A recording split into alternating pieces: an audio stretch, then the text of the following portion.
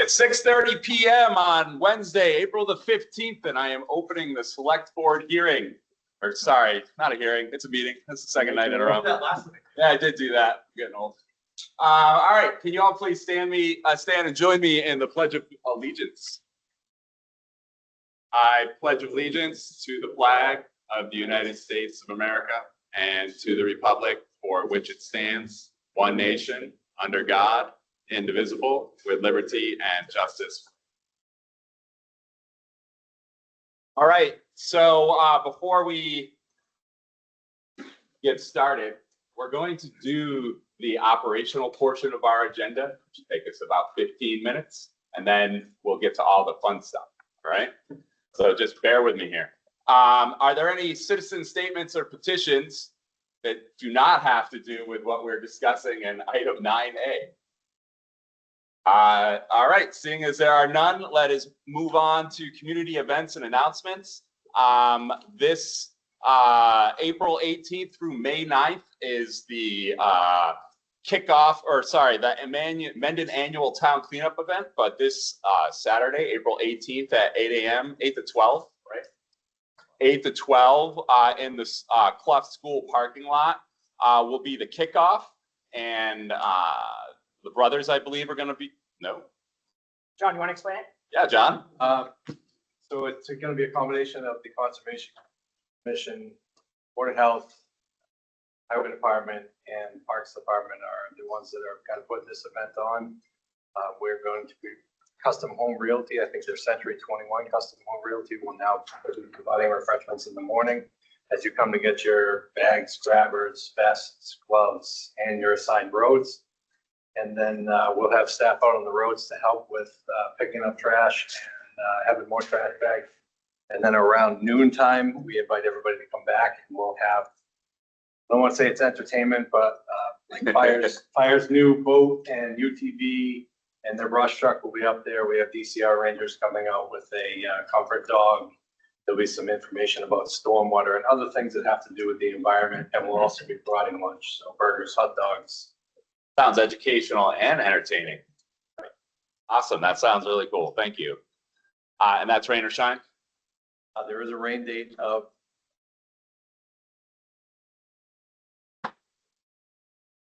it's 2 weeks from Saturday because May 2nd. Well, Saturday is opening day for baseball. All right. All right. So we hope to see you all there. Help clean up Mendon. It's great to do every spring. Okay. So next up we have appointments. And Yeah, this is an appointment recommendation from the police chief to appoint Christina Lacera to the position of cell monitor. This is an as needed, not a full-time in any sense position, per diem as needed. And this is the sort of thing that under the draft of the town administrator bylaw, my position would just be able to appoint, and we wouldn't have to wait for a select board meeting to do this sort of thing. So it comes at the recommendation of the police chief. that's a good reminder there. Does anybody have any questions for the chief as he just came in? All right, so I'd be looking for a motion to appoint Christina Lacera to the position of cell monitor at a rate of $25 per hour. So moved. Any discussion? All those in favor? Aye. All those against? Motion passes. All right, meeting minutes for approval. Yeah, as we talked about yesterday, we had received some comments, and some folks hadn't gotten a chance to look at our list here. So if you have any other comments, send them to myself and Kat.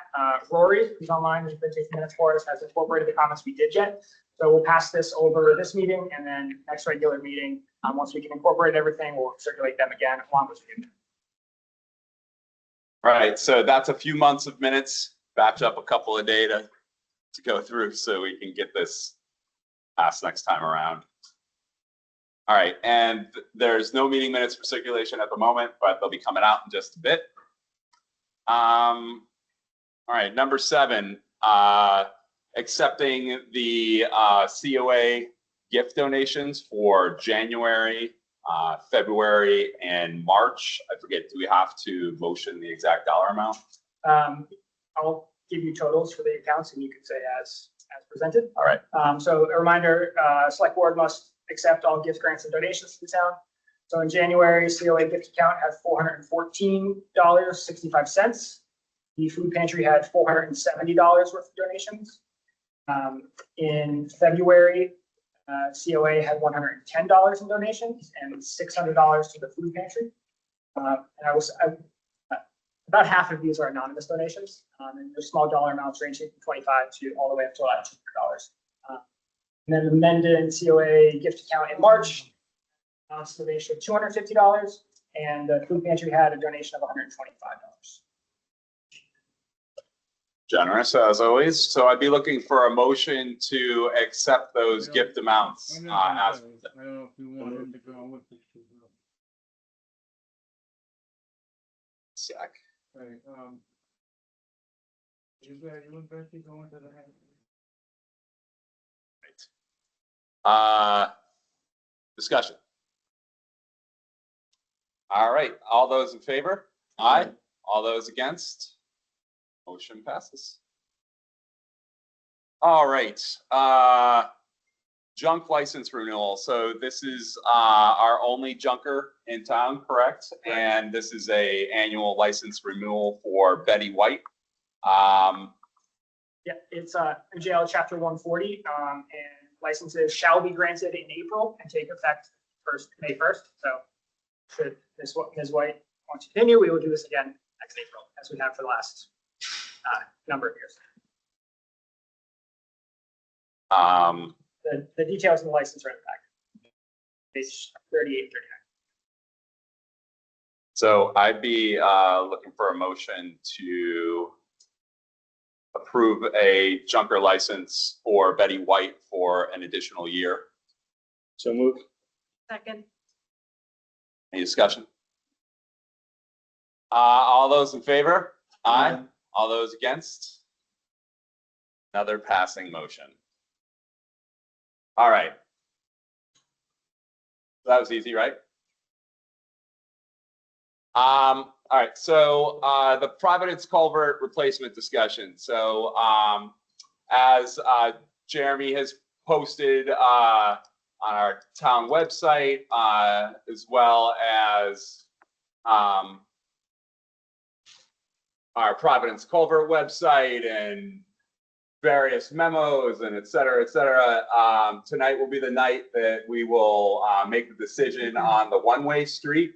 And so just to wrap up the culvert decision, like what type of culvert we're putting in and the span and what's required by law and going out and getting the grant monies, all of that has been completed. That was started in 2023 2024, 2023, in December of 2023 when the culvert first failed, and then later in 2024.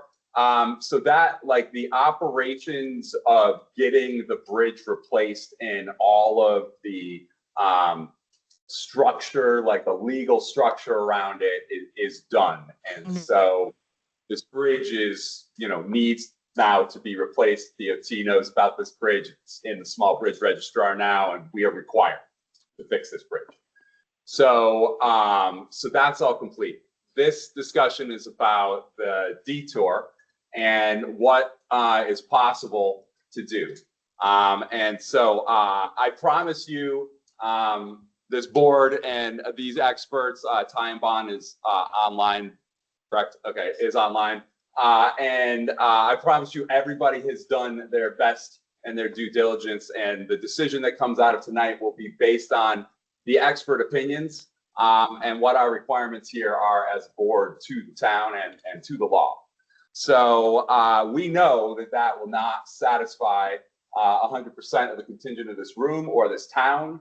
I just want to acknowledge, and board members will say it again, I'm sure, but I just want to acknowledge that we know no matter what decision is made tonight, that somebody's going to be upset, and we acknowledge that there's not a lot we can do about that, but mitigate the legal risk and the economic risk to the town. Those are the things we're capable of doing. So that's the preamble to this.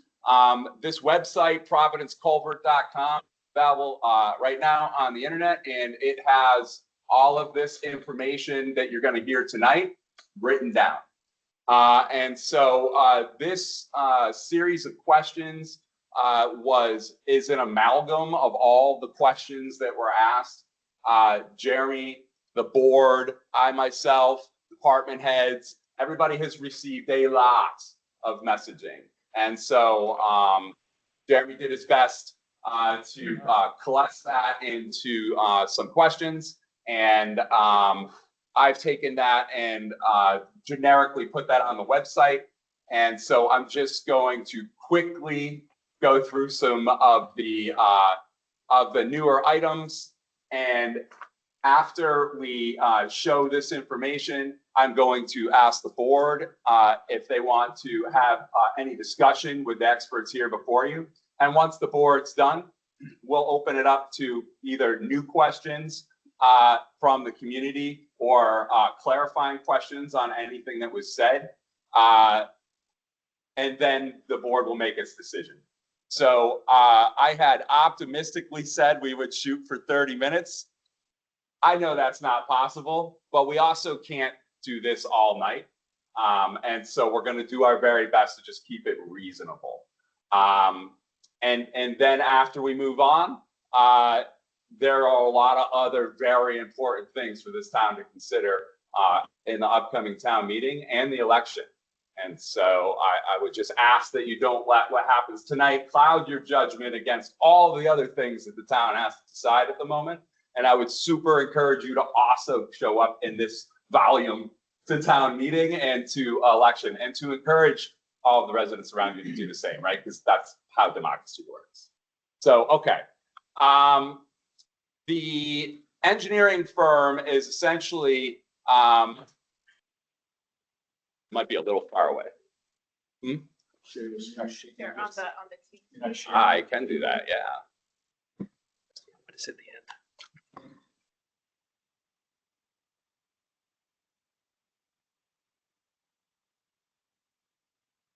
Thank you.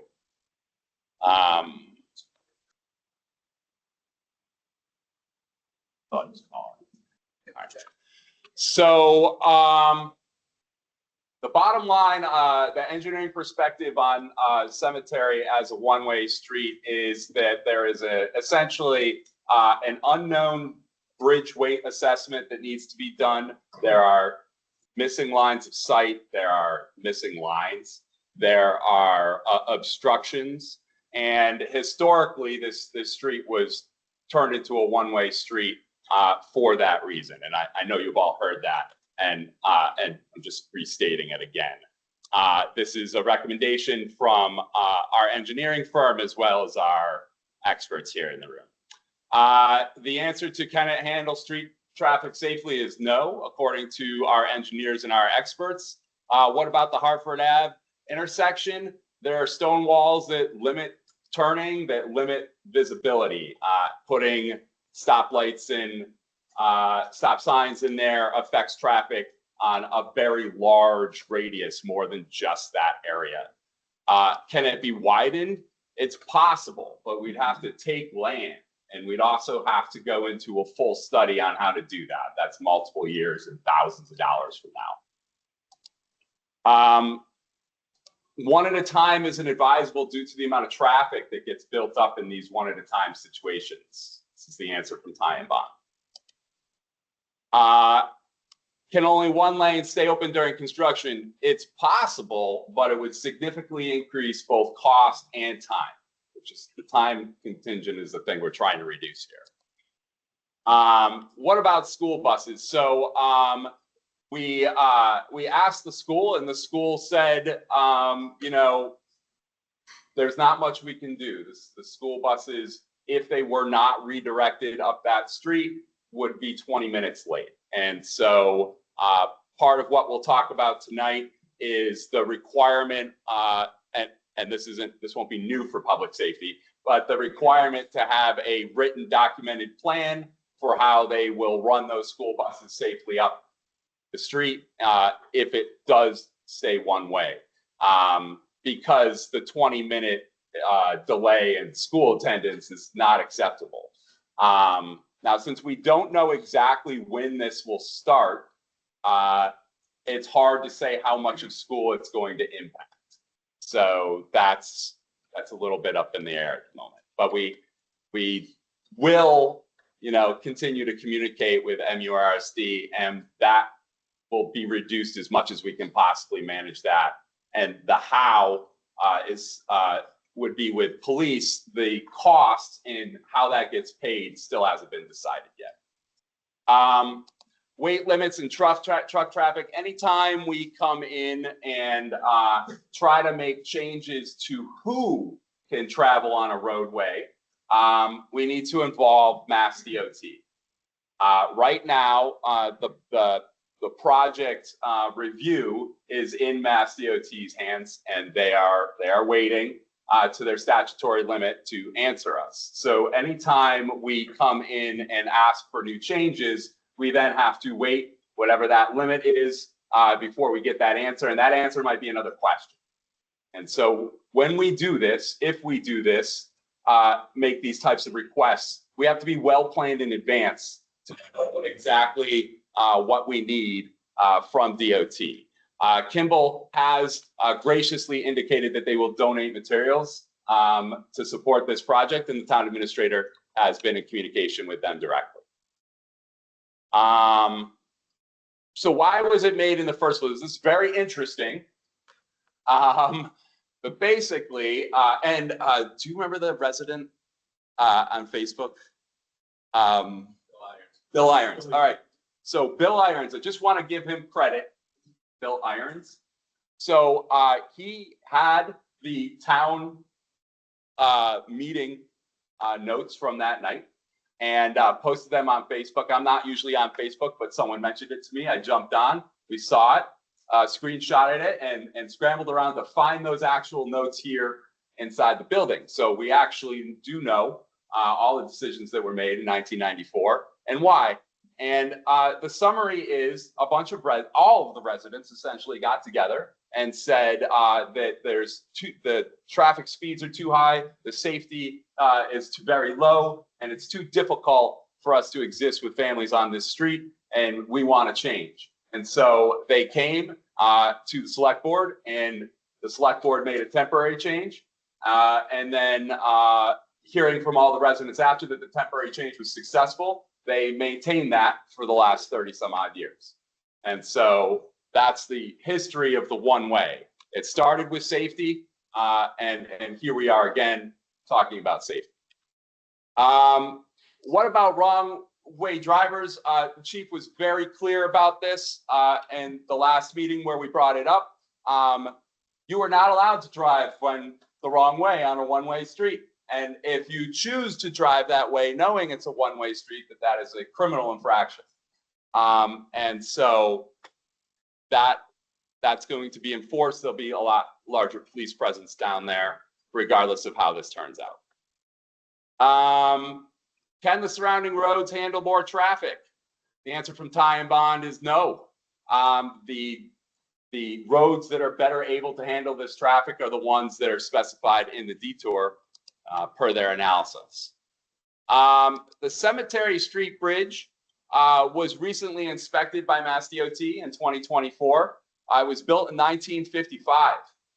The interesting thing about this is that it has a good rating, but it has no weight rating. So it's good and relative to itself, but we don't know how much traffic or weight it can really hold. In order to do that, we need to pay for a $25,000 weight study, and that's something we're going to look into, again, regardless of what happens, because we don't actually know how much truck traffic or car traffic it can hold. But most people feel good about the bridge itself. All right, so what is the slide? Well, you guys know what you've heard from us, and we've heard from you. And then the petition. So there was a citizens petition that tried to tie the opening of cemetery to a two-way street to the funding of the bridge. Our legal counsel has deemed it to be out of order, and therefore at the town meeting, it will still be on the warrant, but at the town meeting, that will be passed over. And that will be the job of the moderator the town meeting is not run by the select board. It is run by the town moderator, and it's the people of the town who participate. So you all are making the decisions on budgets and all the other good stuff that's on that warrant. So I encourage everybody to go out to that website to gather more information. Now I'm gonna open it up to the select board, and I'll throw some prompts your way. So what? I don't even, not ChatGPT prompts or anything, but like, what are you concerned with? Like, what's top of mind? What questions weren't answered tonight that need to be answered in order for you to be great? And Jeremy's going to talk about liability, and I didn't have that answer earlier, so that's great. And yeah, I guess that's it. So those are like, what aren't we doing? What do you need clarification on? And we'll get to liability in a little bit. So who wants to get started? Go ahead, Mike. Just clarification on some of the things you went over. You mentioned that some information, the project into MassDOT for review, and you're saying they're taking up as much time as they can within their statutory guidelines. So what is the end date? When do they have to respond to us by the answers? John, where are we? So Chapter 85 review is what MassDOT is doing right now. Chapter 85 ensures that cities and towns don't just go out and do whatever they want to roadways that impact residents, both their town and anyone else who traverses it, to make sure that roadway improvements are consistent with safety standards across the state. So it's a serious review. And Chris Houle from Ty and Bond, our senior project engineer on this, can talk about it. Talk about the timelines a little tighter than I can. Go ahead, Chris. Thank you, Jeremy. Thank you, Select Board, for having us here tonight. Christopher Houle, Senior Project Manager with Ty and Bond, civil engineer, licensed civil engineer in the Commonwealth of Massachusetts. I just want to touch on the Mass DOT timeline part of that in particular. So they do not have a statute that says they have to respond in X number of days, unfortunately. We have typical timelines. Ty and Bond is a company that does a lot of design work with Mass DOT, bridge, culverts, etc. And we have, we track typical timelines. They usually will not respond quicker than 30 days. 60 days is somewhat more typical, but they are not required to do that, unfortunately. In this particular instance, they have given us initial feedback on the design materials that we've submitted, with the exception of one major item, which they chose to subcontract out to a peer review, essentially, instead of, because they don't have the resources to cover that in-house. So we are still awaiting that initial commentary on that one particular element. Just Happy to to clarify, just a project review, standard project review you're describing, it's not specific to any of the questions that we just talked about. Is that fair? Like, we didn't go to them and say, we would like you to review Cemetery Street to restrict certain types of traffic at this time. We haven't done that, or have we? Ty and Bond has not provided anything in regard to restricting or changing how traffic is managed on the one-way street on Cemetery Street. There's a detour plan that is part of the previous design, and they have the ability to review that. We received some minor comments, but they, their purview of how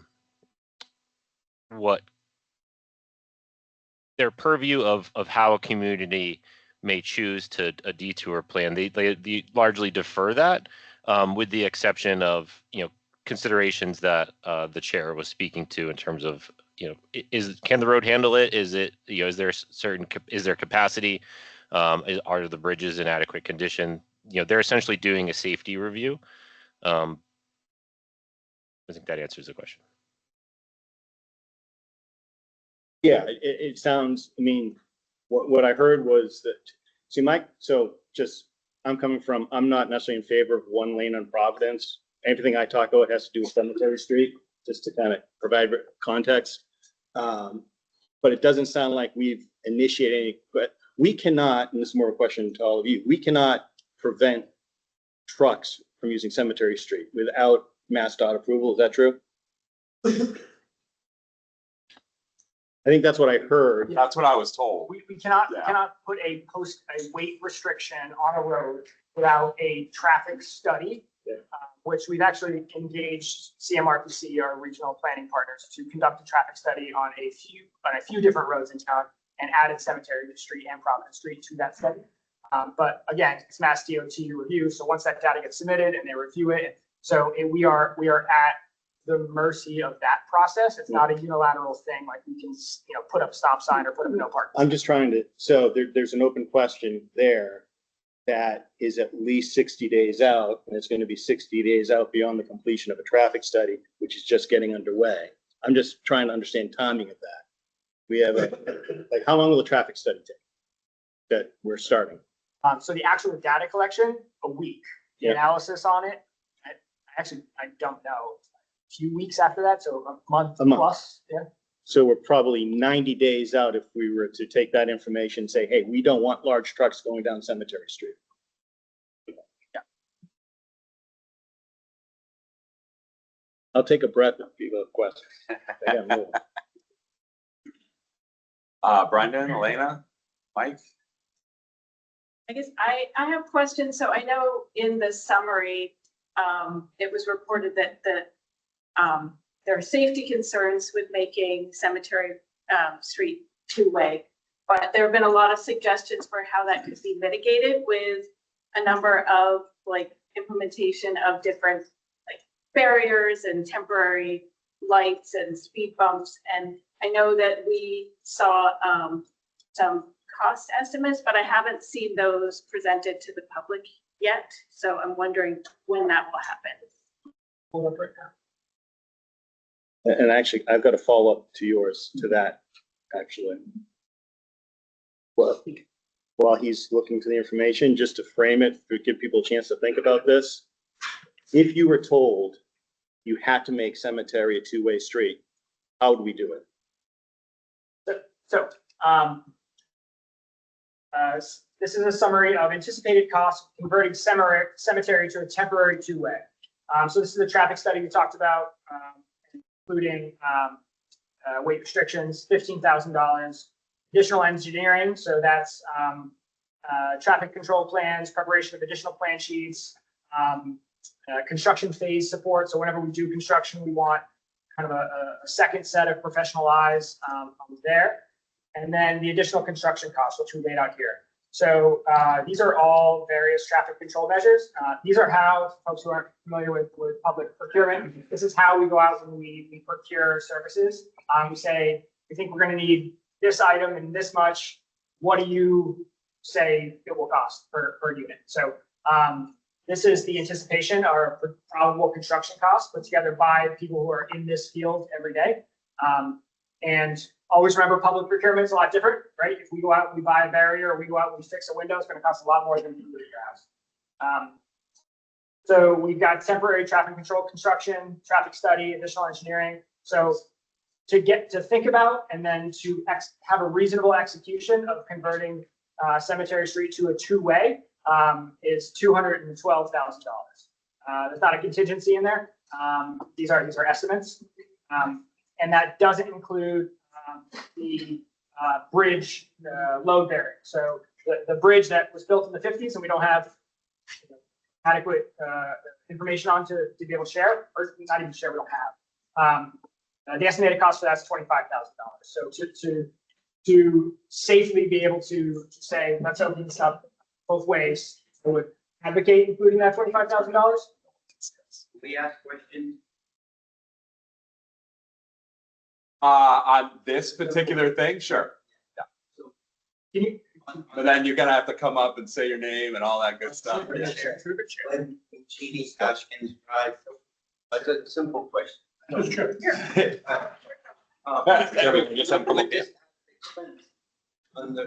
What money comes off that with the budget that was already in the safety measure? 75,000 comes off of it. Well, it's already included in the 2.1 million. So this would be an additional, what is that, 160 whatever $1,000 plus this traffic study, so 180 all told. There's no other contingencies left in that budget.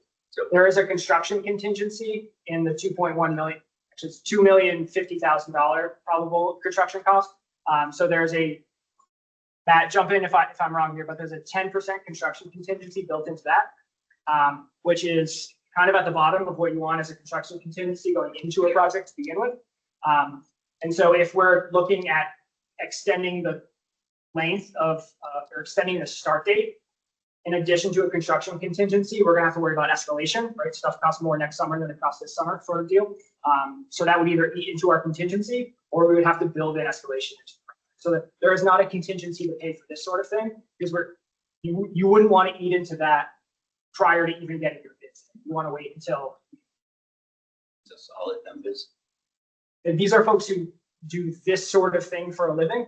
And it's a national, right, maybe international, but really reputable firm we've had success with on other projects. So I have no reason to think they're not solid. Yeah, and I'll just jump in real quick, Jeremy. Matt Sylvia from Time Bond, the project engineer on this project, and some more context. The estimate that we provided above actually takes Mass DOT unit prices across the state to analyze all the different items. So when we do our cost analysis, we're looking at costs from communities within your district and also communities across Massachusetts. So these estimate costs are real life, real contracts out to bid that are getting contractor prices for these different measures. So Time Bond is using our judgment and using the state's data to develop these estimates for this project.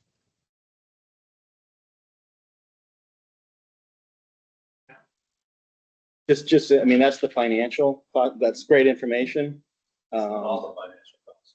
I'm sorry, what? You said it's not all the financial costs because of the police. Well, it's more financial cost information than we had in the past. But that's one side of the equation. I would still look to say, from a public safety standpoint, would you be comfortable with that solution if we were to invest that money, or do you? So what's good about this? We now have hey, here's a proposal on how we could do it, and we know your recommendation is probably not to do it. So I'm just trying to understand, if we were to make that investment, would you be comfortable with that from a public safety standpoint? Or do you still see an inherent risk in changing a one-way to a two-way, some of the issues, Mike, that you've brought up? You know what I mean? What's the public safety side, not the cost side?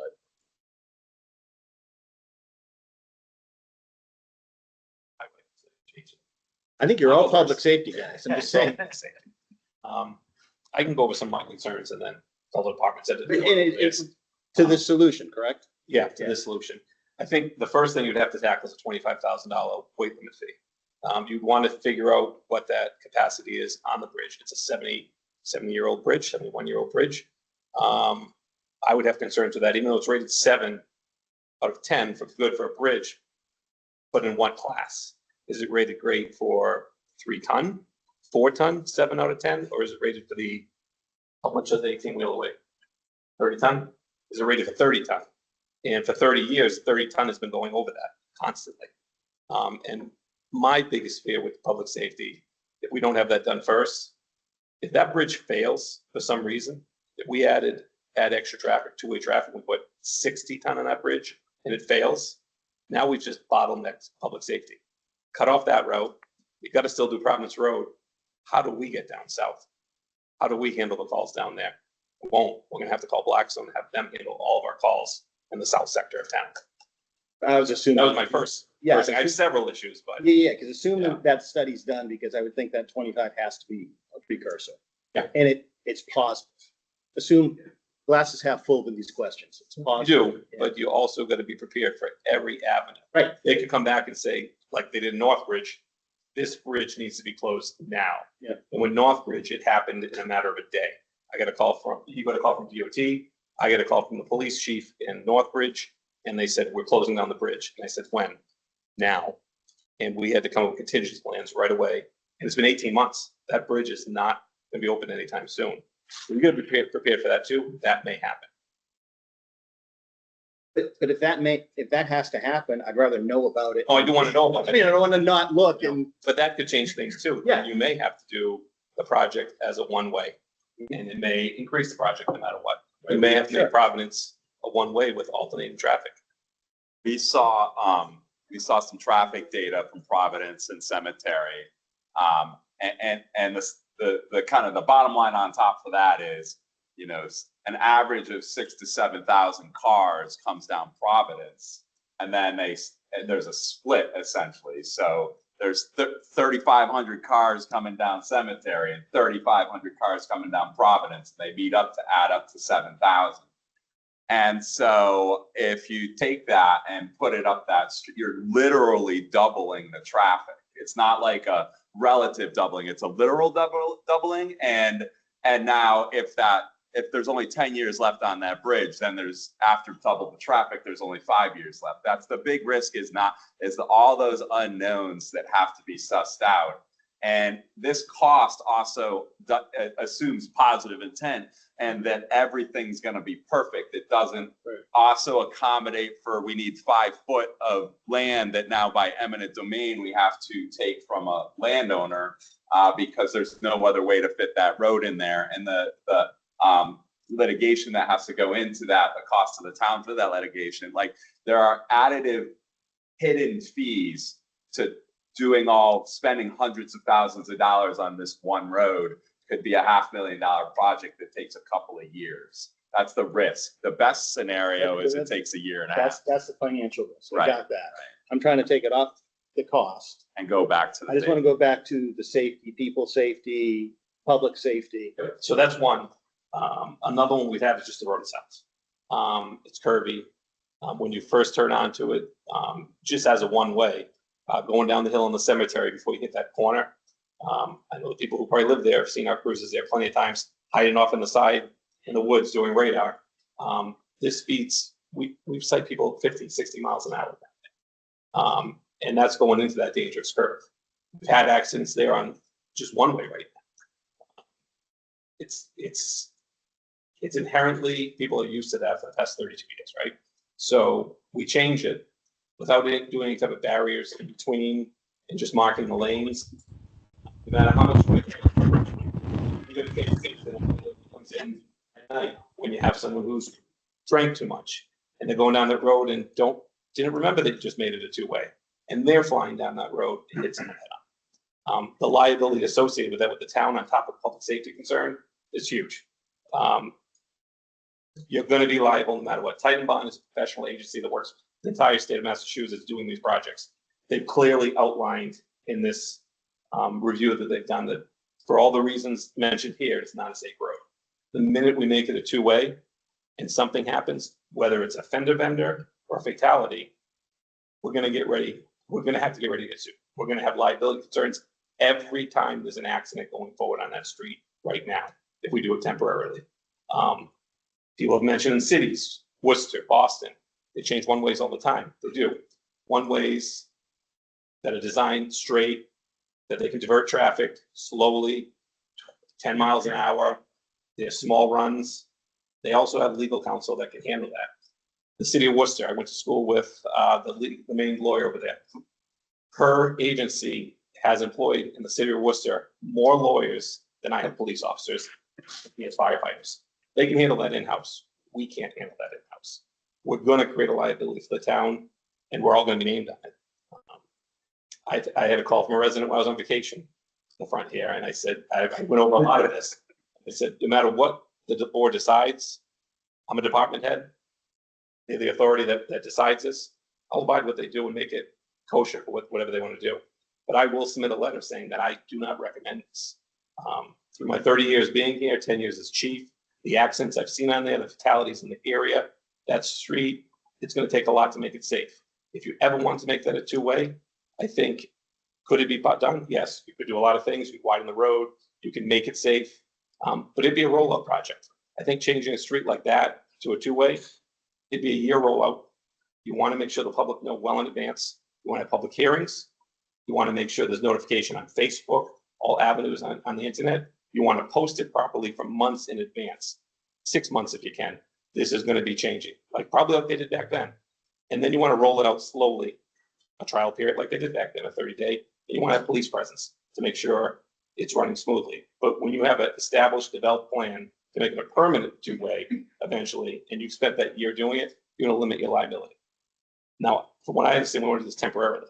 So temporarily, I would still do the same project, and then you're gonna roll it back to the same way. So you can't just all of a sudden now make it a one-way again. You're gonna have to roll it back the same way. Is it possible? It is possible. But I think in the timeframes that we're dealing with, I don't see a safe way to do it. And you had mentioned separation of the roadway. I know a lot of people have asked about Jersey barriers down the center. And I believe the answer to that is the road's not wide enough to put Jersey barriers all the way down the center because we can't do a shoulder. Is that? I don't think you'd be looking at fire trucks down there.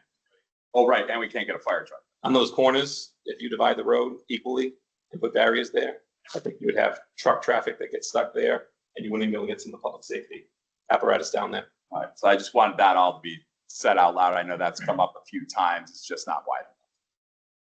If you could do that, it'd be different. It'd be a different story. Right. You could make tunnels for cars. Exactly. Is there a guy doing that? Hmm? Is there a guy doing that? We will have the Mendon Hyperloop in 2030. We'll be right next to the monorail. Okay, so does anybody have any more questions before I open it up to the audience? Elena? I had a question that was raised in one of the letters, which was, is it possible to delay the culvert project to give more time, for example, to make it possible to address the concern? So like, so that is the question, like what does that mean for the funding for the culvert project? What does it mean? Like, what do we lose? What does a delay mean to the town? Exactly. So there's a delay for, I'll let Jeremy talk about all the economics. There's a delay for 1 year problem, and then there's a delay beyond that 1 year problem. Yeah, so 1 year, I talked about escalation from 26 to 27, that's the first one. I think the biggest risk is non-economic. It's that the Providence Street culvert fails before replacement. And then we're forced into a closure before we have procured construction services. And then we have the lead time of getting procurement out and construction done. And then so the ultimate closure of that road ends up being longer than otherwise necessary. I think that's one of the main risks of delay that we've talked about, in addition to financial. Is that it? You want more detail? I'm okay for now, but maybe others will want more. Brendan's going. Yeah, so the thing that concerns me the most is how the buses are going to be dealt with. And I know that public safety has a plan and they're confident. I just want to hear your thought on that a little bit. So what's the temporary, I say temporary because we just haven't written it down and published it, but the temporary plan for walking the buses up and down that street? So we don't have a policy developed yet until you make a decision. Then we'll make a policy. We don't want to do every policy for every scenario. Now we got you. But if you did make it a one-way, the school buses, obviously in the morning, we would probably have a day shift person assigned Monday through Friday to come in early for an hour, hour and a half. They would take care of the buses. By taking care of the buses, we'd arrange with the bus company and the SRO that we currently have that works with the school and the bus company to find out exactly what times the buses are coming. We would close down the traffic on the street at a period of time for them to come through. So there wouldn't be any traffic allowed down there except the bus going the wrong way. Same thing in the afternoon. We would have the evening shift come in an hour or two early, and they would address that Monday through Friday also. So Chief, this is a overtime cost, real overtime cost for the police department relative to keeping it a one-way street. Correct. There would also be additional staffing, detail, overtime costs in converting it to a two-way street. So is that correct? And that we talked about this, that would be depending on the bridge study. If we're not going to allow, if the bridge study came back and we could bring traffic down there, I can't imagine, John, your experience in this probably could be a trucking solution. I can't imagine that bridge is going to support the trucks. So if that bridge is safe to travel and they say it's good to go, I think it's 90%, 95% certainty there will be a trucking solution. And rightfully so. I think if you had two 18-wheelers, two large trucks going down Cemetery Street at the same time, and you hit the first corner, second corner, they could get stuck at the bridge. Yeah, they might not fit across the bridge. Current bridge isn't wide Yeah, enough. it's not, And then the corners with their turning radiuses, they're not gonna be able to go two-way. So we're gonna have to enforce that for a period of time to make sure they don't. Because as much as you put a sign up, it's not gonna stop them. And if they go down it, It's two ways. if it's two-way, and if they go down there, we're not there enforcing it, making sure vehicles are turning around probably at least on a 16-hour basis or a 12-hour basis. We're just gonna create a problem for ourselves. The minute two trucks get stuck in there, again, we just bottleneck the town. We're gonna have to figure out how to get them out of there. It's not easy backing up the 18-wheeler, never mind down Cemetery Street or one or two of them. And then you're gonna deal with traffic behind it. People aren't gonna know they're stuck. And if this is 8 o'clock or 7 o'clock in the morning, cars gonna keep coming behind them. Then they're gonna keep going down Providence Road, Hartford Ave East, all the way up Providence, before we even get there. Those aren't gonna be local truckers, they're gonna be passing through town, right? So they don't know. We have an extreme amount of warehouses in the area now compared to 32 years ago. You have Bellingham, you have two in Uxbridge, you have one that's opening up in Hopedale. You have the new one in Mendon right here on 140.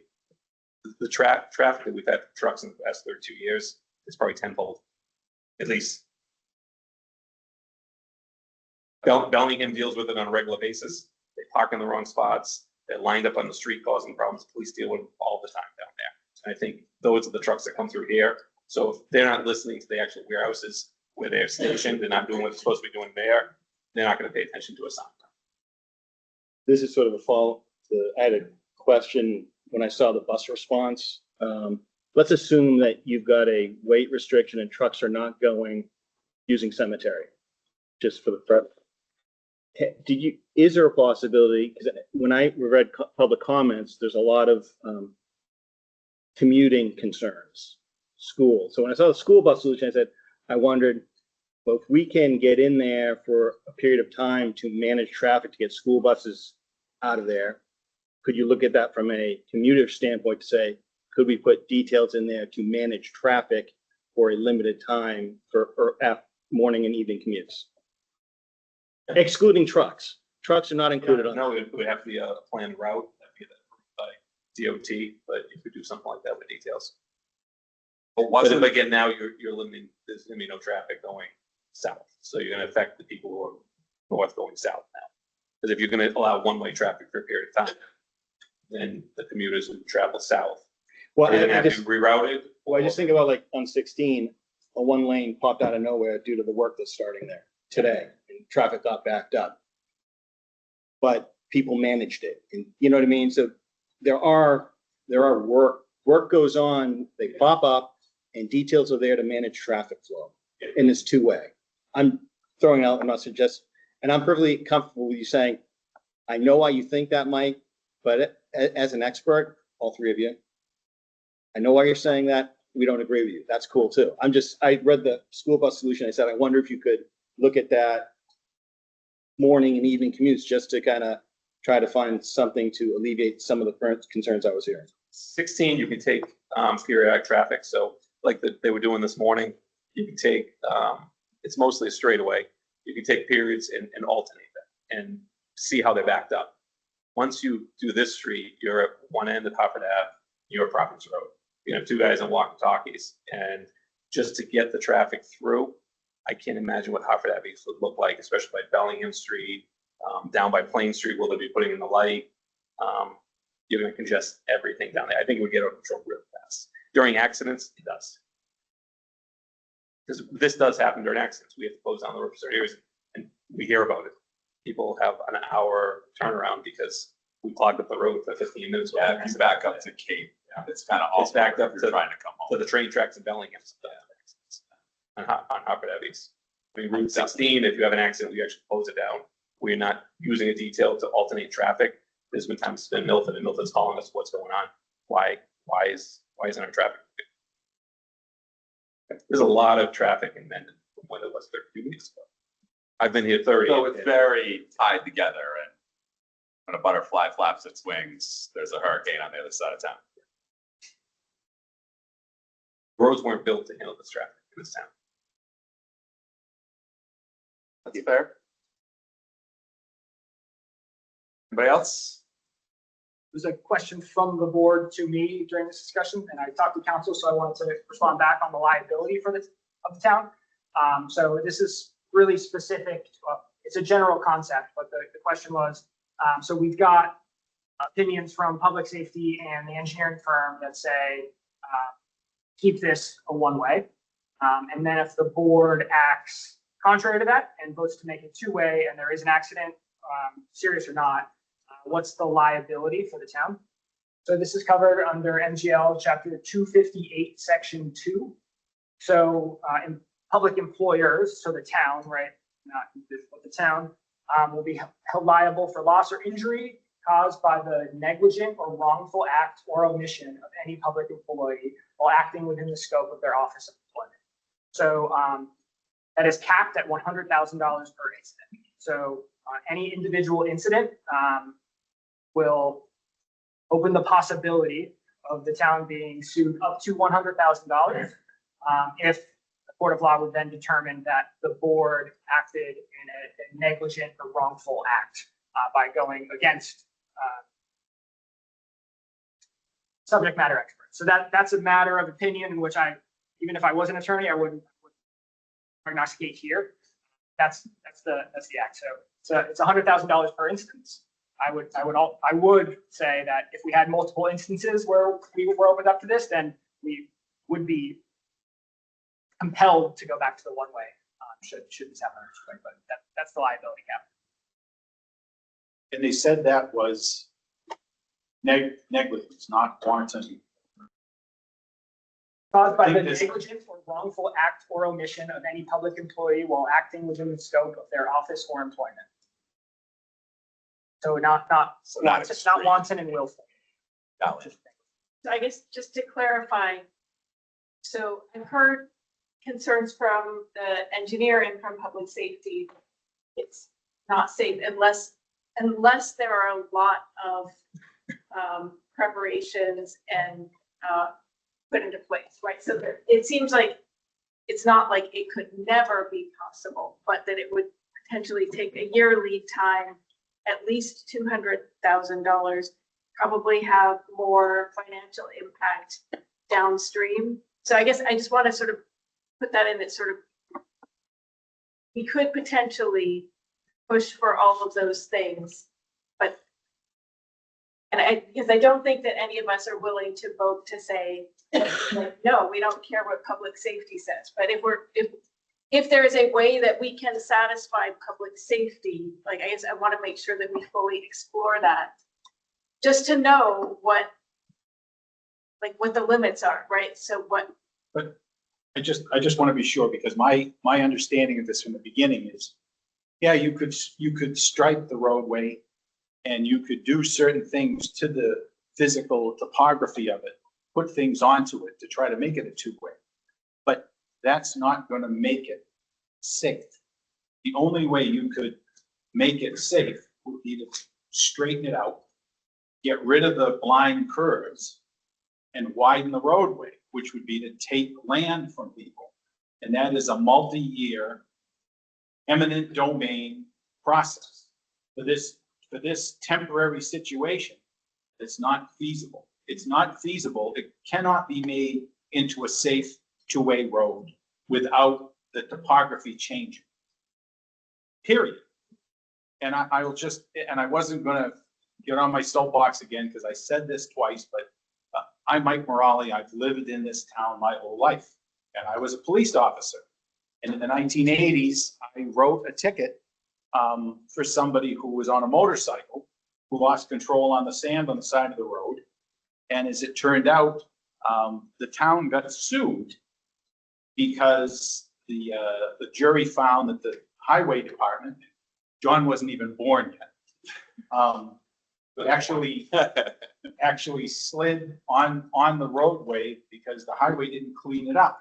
They have that nice new street sweeper. Just because, right, see that?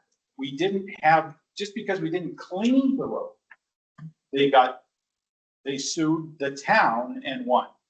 And while I'm saying this, there are three different pillars that I made my decision on. And yeah, I made my decision. And you should know that I'm an accident reconstructionist. I have an engineering degree, and I was a police officer. I'm a retired police officer and from this town. And every day I investigate fatal crashes. I have another one I'm going out to do tomorrow. And I'm just gonna say that Cemetery Street, if you make it a two-way road, temporarily, it's an accident will happen. Accidents happen there all the time. When I was a kid, I went fishing on that road and it wasn't safe then. And as you saw back in the 1990s, the town went to town meeting and voted that it should be a one-way street. So my first concern is public safety. And I don't want to do permanent damage over a temporary situation. I've had to make notifications to people when a loved one died. I do not want to have to explain or make one of the police officers explain to somebody that their loved one died or was seriously injured because we wanted to make it a temporary two-way so that people wouldn't be too delayed. Because I'm also going to say with the traffic count, which in the 1990s, there were about 3,500 people that lived in Mendon. Now there's about 6,500 people that lived in Mendon. And about 20 years ago, the Central Mass Planning made a determination that the town of Mendon's roads, actually in this whole Central Mass area, have failed, meaning that traffic cannot flow properly. And the reality is, even if we were to make Cemetery Street a two-way street or put a traffic light to alternate it, the delay you would have is even as much as it's going to be doing this detour. The detour, as it was set up, is the most, I guess it's the least inconvenient of all the different options. I would like to see it start the day after school is out. I was disappointed to find out that it's not going to start until the fall. I think that's a disaster waiting to happen. I think if we should find a way to either get DOT and everybody to accelerate things so that we can get shovels in the ground the day after school so it can get finished up. And if it can't get finished up within that period, then maybe we need to delay it a year until it does start in June. But my first thing is safety. My second one, again, is financial. It's just cost prohibitive to do all of the work that would be required to make it a two-way street. Even a temporary fix. I mean, if you were here for our budget discussion last night, and we were talking about, $2,000 more for the library, we're talking about $250,000, and that's just somebody with a swag on the television. When you really get into it, it's probably going to be double that. So financially, it doesn't make sense. And the third one, do you have something? Were you asking a question? Did you have because I know people are saying they're having trouble hearing me. So, right, no, I know that. And the third one is liability. So we've got safety, we've got cost, and liability. If we were to, and I don't beg to differ with I guess counsel, but I can tell you from personal experience, it's one thing for simple negligence. It's an entire another thing for this board to listen to Ty and Bond and DOT and the police chief and the fire chief and the highway surveyor to say, don't make it a two-way street because it's too dangerous. You can't make it safe enough. And I realize everybody is trying to twist themselves into a pretzel to find some way to get it done. But I'm just, when you're on the street and you have people who are bleeding, you realize this was really stupid. I know it sounds dramatic, and it would be if I'd never been, but I have been. I have taken people, dead people, out of cars. And I don't want to be dramatic, but I am being dramatic, but it's reality. And what I did last weekend is I flew my drone and I made an ortho map of Cemetery Street, all the curves. And I brought my meta glasses and I had the police stop traffic and I drove the wrong way on Cemetery Street. And as I started to go up Cemetery Street, a woman in the neighborhood stopped and started giving me the waving and, and the truth is, I was headed on that side of the road. Because that's what happens. People come up from Hartford, from Providence, and they forget that it's a two-way street. They think it's still a one-way street. The people coming down still think it's a one-way street, and they're on the wrong side of the road. And you'll have head-on crashes.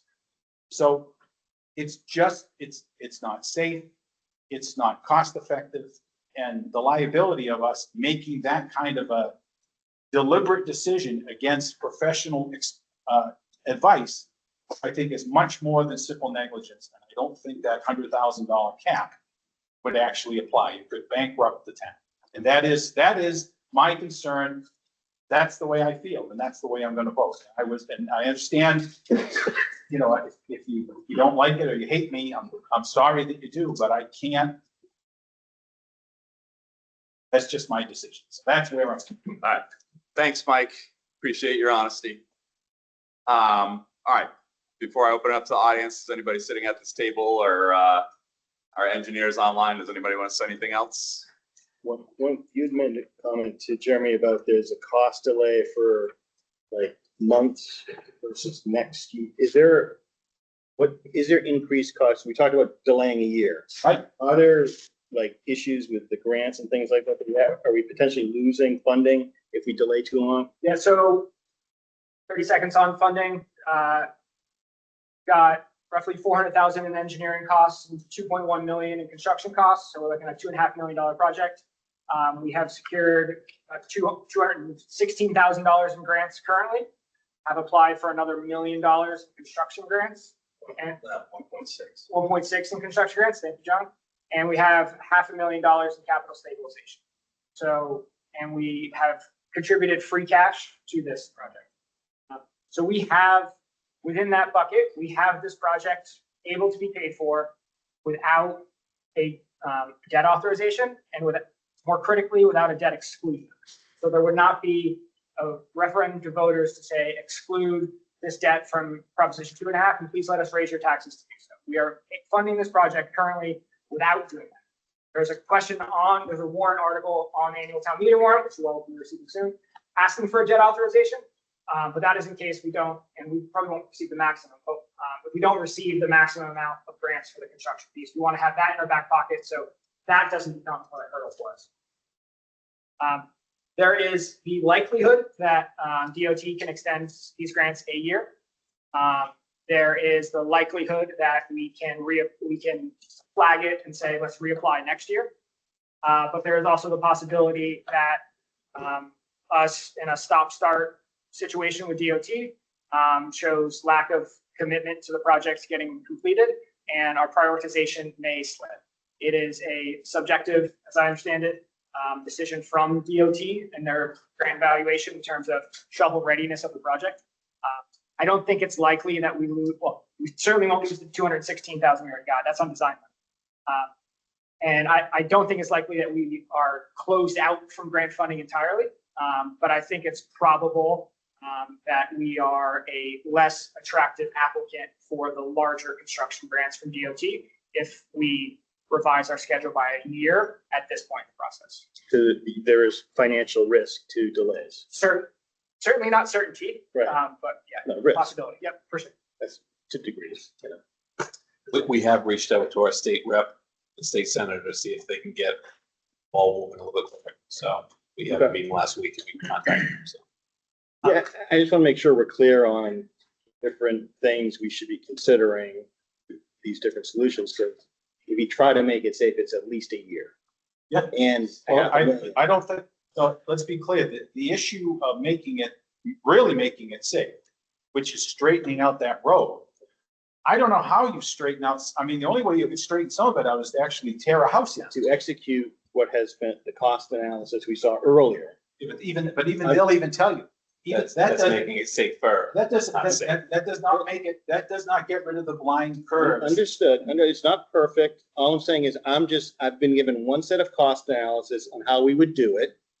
I've asked public safety, are they comfortable you know, the public safety side, there's risk associated with doing it that way. You're still recommending not doing it. I understand all that. That's at least probably $400,000 to $500,000 to actually make that happen. Yeah. I mean, And we put, we're putting our financial, our grants in risk. I'm just trying to lay that out in my brain as I think about a decision. and it should be made clear that we have been discussing this since before the culvert failed the first time, 2 years ago. December of 2023. Right, so we have been discussing this and coming up with, and the can was kicked down the road because we knew this day was gonna come. There is no good solution, but I will tell you that even if we turned it into a two-way with the additional traffic and the fender benders and accidents gonna happen, there's gonna be delays no matter what. All right. Gone on enough.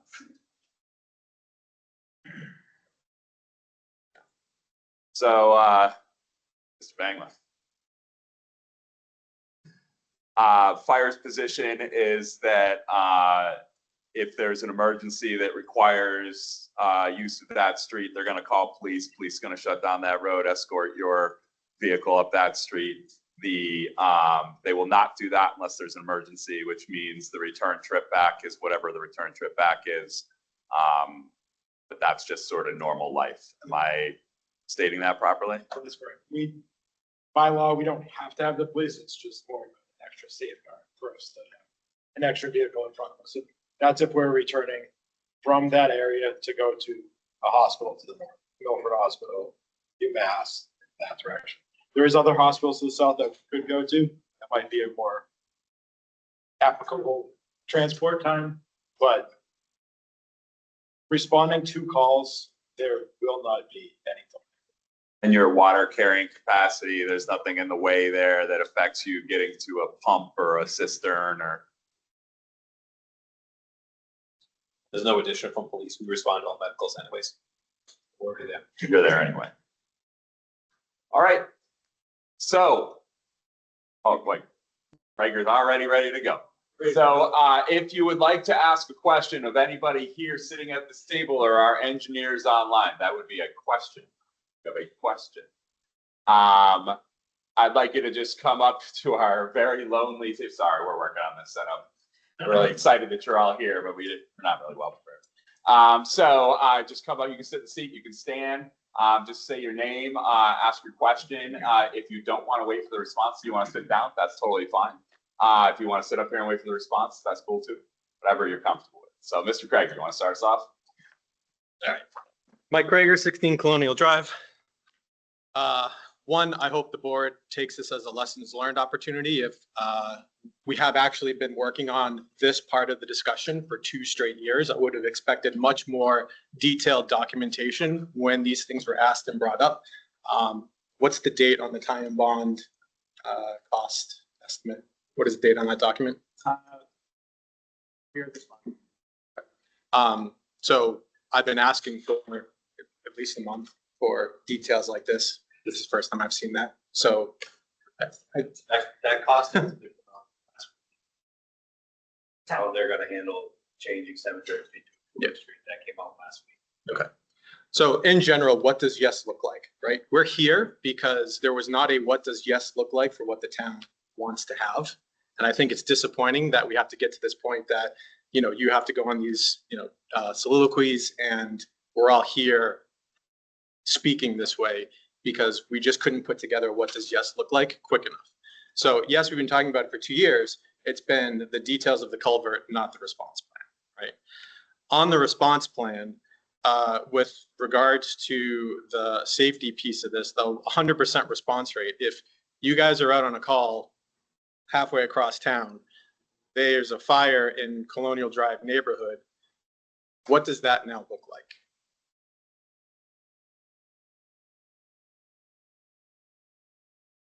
Right, because I mean, I'm not expecting an exact answer at the moment, but like.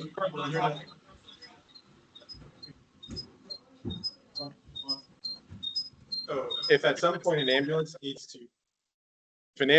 to come to Colonial Drive and bring someone from that neighborhood to Milford Hospital, and they're off on a call and can't escort you the wrong way down Cemetery. What is the response to that? You'd still be able to do it by law. It's chapter 87, 7B allows emergency responses to go opposite ways. We're gonna know that when they're colonial. Bellingham is always willing to help us. Hopedale's always willing to help us. Oxbridge is always willing to help. Blackstone's always willing to help us. We help each other constantly. So we're at a call and they're going to a call. The call's already gonna be made before they get to the call that we're gonna need help. Okay. So in regards to that too, is all of the mutual aid partners on board with this plan? Because I'm assuming this affects their ability to get their residents to Milford Hospital specifically, if that's where they need to go. I spoke with Blackstone's fire chief today. He understands the situation, the potentials, and they have different routes of getting there. Will be a slight delay, but they are an advanced life support ambulance that can maintain patient care throughout transport. So it was the minor delay for them. We had a structure fire in Blackstone earlier today, and I came back via Milk Street down Blackstone Street. To get to our station, it was 3 extra minutes for me driving in traffic. Okay. So I wanted to have that number solid, and I was right there, so I figured I would drive that way today. And so I just want to clarify, when you say by law, you guys are able to drive one way, I presume you're going to put a vehicle ahead and with lights on and block the traffic and do everything that the police would do. You're just going to do it on your own with your staff. Correct. You're not going to blindly just drive up the road. And if we did travel the wrong way, we would be traveling a lot slower than normal. We wouldn't be driving the speed that's going the other way. Mike, go ahead. Yeah, just to clarify, once the decision's made to the earlier point and we set policy, written policy or for P&P, mutual aid will be brought in to understand what's going on so that our partners know, and they may be actually called in to support Cemetery Street because you may not be available, your team may not be available. Bellingham might come in and work the road so that you can get through, fire can get through. Fair? Yeah, we have a good relationship with all of our partners. We dealt with the Northbridge 18 months ago. Yep. The police chief called me, the fire chief called him. I was today, called him, and we all worked with all the local towns to make sure. And I'm just I know that to be true. I'm just reacting to the written documentation, which is a continuing ask that there be something that demonstrates mutual aid partners are aware and they have a role in this process. Be very similar to the Northbridge Bridge. It's close. Yeah, and that request doesn't go away, right? All of the memorandums, I'd still like to see those, right, when they're fully written up. And I think, the residents need to see those. I want to see fully documented plans. And the other piece of this that has not been answered with great detail is the time impact, right? Most of us are upset. While I know some people have a 9-minute commute that is now being impacted, my 90-minute commute is going to be impacted. I would love to understand what the actual time impact is by utilizing lights in some way should we figure out a way to make Cemetery 2-way. I'd love to have the data for people to understand that if the whole goal of this is to try and save 19, 20, 25 minutes, if the likelihood that you're just going to end up sitting there for 25 or even 20 minutes by making Cemetery a 2-way, one, as the FinCom chair, we can't afford an extra $250,000. And 2, if the time actually doesn't save us anything, then what's the point, right? So again, lessons learned, and what does yes look like? If yes also comes with a 25-minute delay, that is as great or equal to what just going around the separate route is, we pretty much have our answer, right? So those are the things that I think are missing right now that I would like to additionally see. And then the final thing is the request to, the funding detail has me pause on the additional request to push it to start to 27. I think we need to look at that further and understand the real ramifications of if that's a possibility of losing funding, because we can't afford to do this on our own. But the bus implication, you and I talked about it when it first happened. That can't happen again, right? It just can't. That was a very bad situation. I don't know where the communications broke down on it were. I don't care.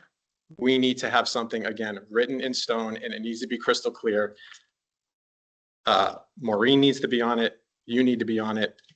The bus company needs to be on it. And I would like to make sure that all of the bus drivers, M4, M3, all the ones that go through that, they have a copy of exactly what has to happen, because that can't happen again.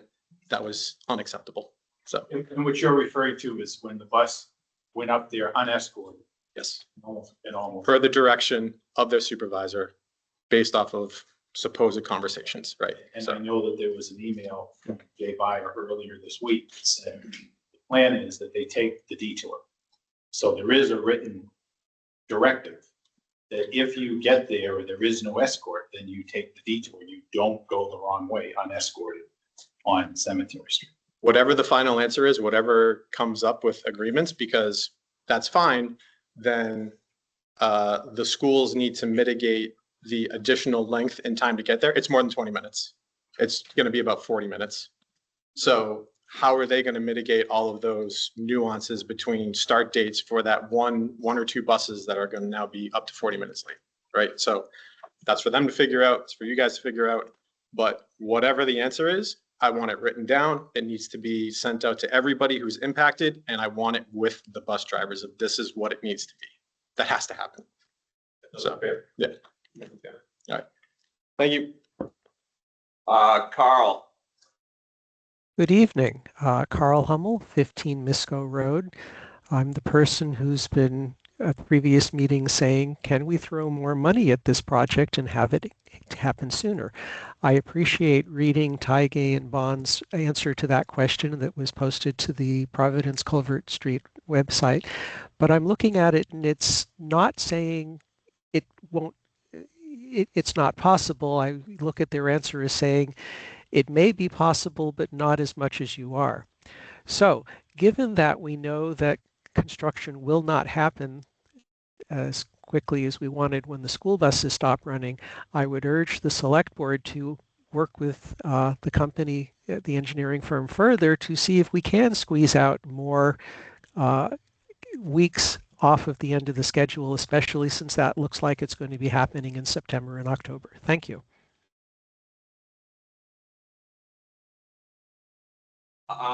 Yeah, come on up. I was just gonna hit my town administrator up here and say, has that angle, as far as I know, the angle of throwing more money at it is limited by the time it takes to rebuild the bank? Yeah, so there are fixed time items that even if you spend twice as much money on it, you're not going to be able to get over quicker. Matt and Chris, can you talk a little bit more about acceleration? Matt or Chris, can you talk a little bit about acceleration? We use acceleration payments in things like school construction projects, school roof projects, where we have a date certain that you can't have kids back in school without a roof on. It ends up being the value for the dollar you put in. Doesn't make a lot of sense for most projects. But if Chris and Matt, you can talk about your experience with acceleration and how it would apply here, and whether you think it would be, or what you think the return on investment would be. Yeah, I mean, there's not a lot here that can be accelerated. I just want to make that point clear. I mean, once a bid goes out to contractors, you're gonna get prices, you'll enter into contracting if you can afford it, and then that contractor, you'll get it under contract, and then they'll start the process of procuring the precast structure, right? And there are set timelines that have to be followed in order to even make it. In addition to, you have to factor in the backlog of wherever they're ordering it from. You can force timelines on contractors, but there are bounds to that, right? So we've been talking about a 3 to 4 month schedule, since we started talking about this a couple of years ago, and that's really kind of as fast as you can do it. If you close the road and you prevent all traffic, like that helps things go faster. But you're still really bound by the time that it takes to make the structure and then install it. So there, you might be able to squeeze a few weeks here or there. But until you really have a contractor on board and you can talk that schedule through and see what their efficiencies are and what they build into that price and that bid, there's really not a lot that we can do early and say, yes, you can get this done in 1 month or 2 months, because those timelines are set, not by, by the manufacturers largely. Matt, do you want to expand on that? No, I think you covered it perfectly. All right, sir. Yeah, Victor Laranga from Luneville Road. I mean, it seems to me, I listened to Mr. Maroli's argument about safety, and it's legitimate. At a speed, if the speed limit was able to be maintained at 10 miles an hour, would you have that fear? I mean, at 10 miles an hour, if the police department could somehow guarantee, I'm not saying, I don't know how, but that people could only travel 10 miles an hour. A lot of the expense you talked about was modifying the road because of the speed that people are going now. But if you're going 10 miles an hour, that's not necessary. If vehicles go in opposite directions, 10 miles an hour, I don't think you're going to be pulling bodies out of the cars. The short answer is there is no way to reduce the speed. I don't have to.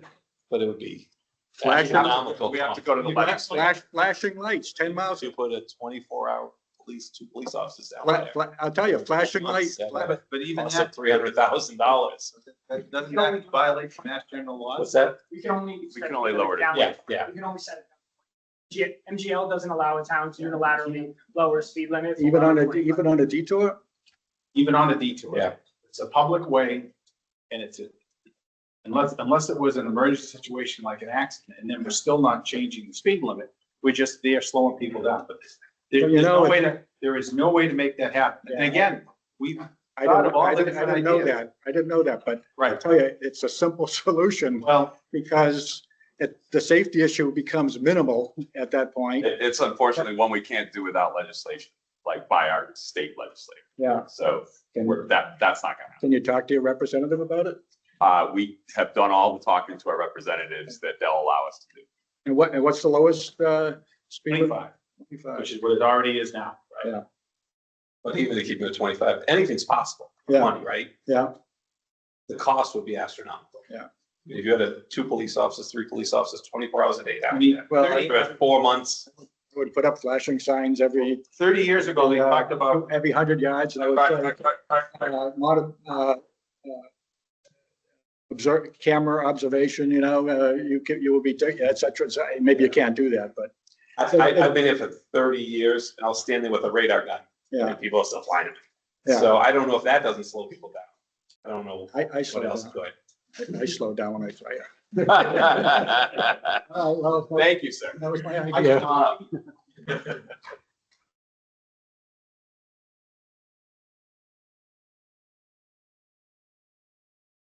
Hi, I'm Joel Karsh from Ashkins Drive, 17 Ashkins Drive.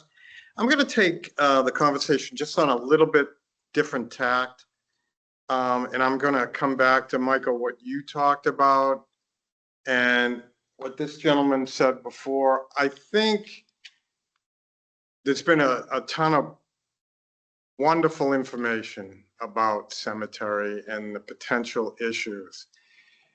But the mitigation of the whole cemetery discussion revolves around the timeline for the project.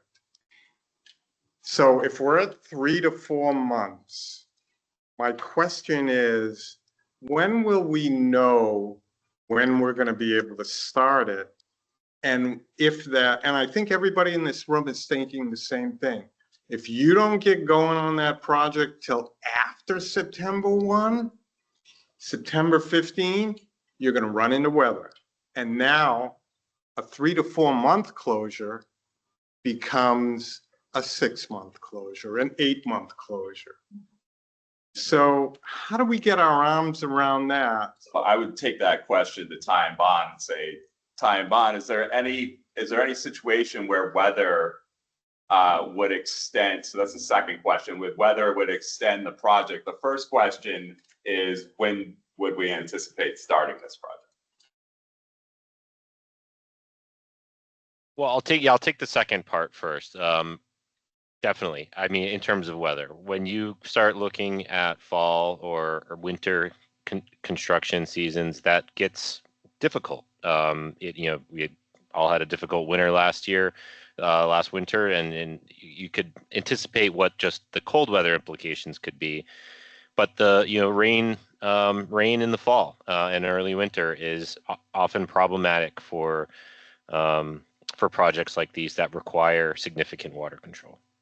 So that is a consideration. I think when we, at least, I can speak for how we envision this at Tyne Bond when we got underway with John and the town back in early 2024, that, it would have been nice to target summer construction, summer 2026, but that was optimistic with just the review schedules for DOT and other permit reviews. And unfortunately, I think the window is closing on summer 2026 construction.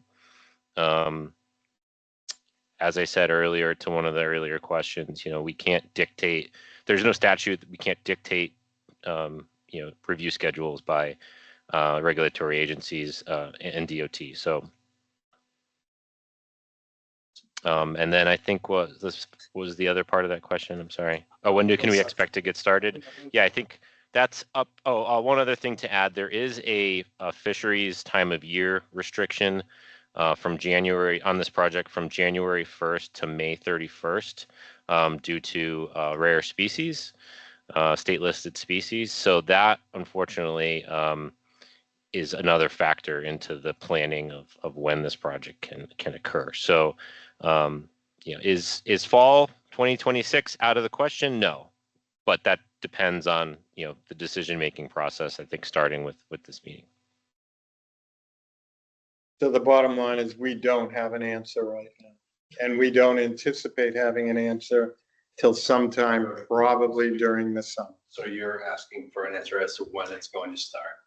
I'm asking for an answer as to when we're going to get an answer because there's a timeline after that to the start of the project. That's what everybody You wants. put this into the fall and it goes to public safety as well. You put this into the fall and you have people traveling longer distances on ice-covered even if they're treated roads, you're going to add to the potential of accidents on the road, whether it be Blackstone or in the town of Blackstone on Milk Street.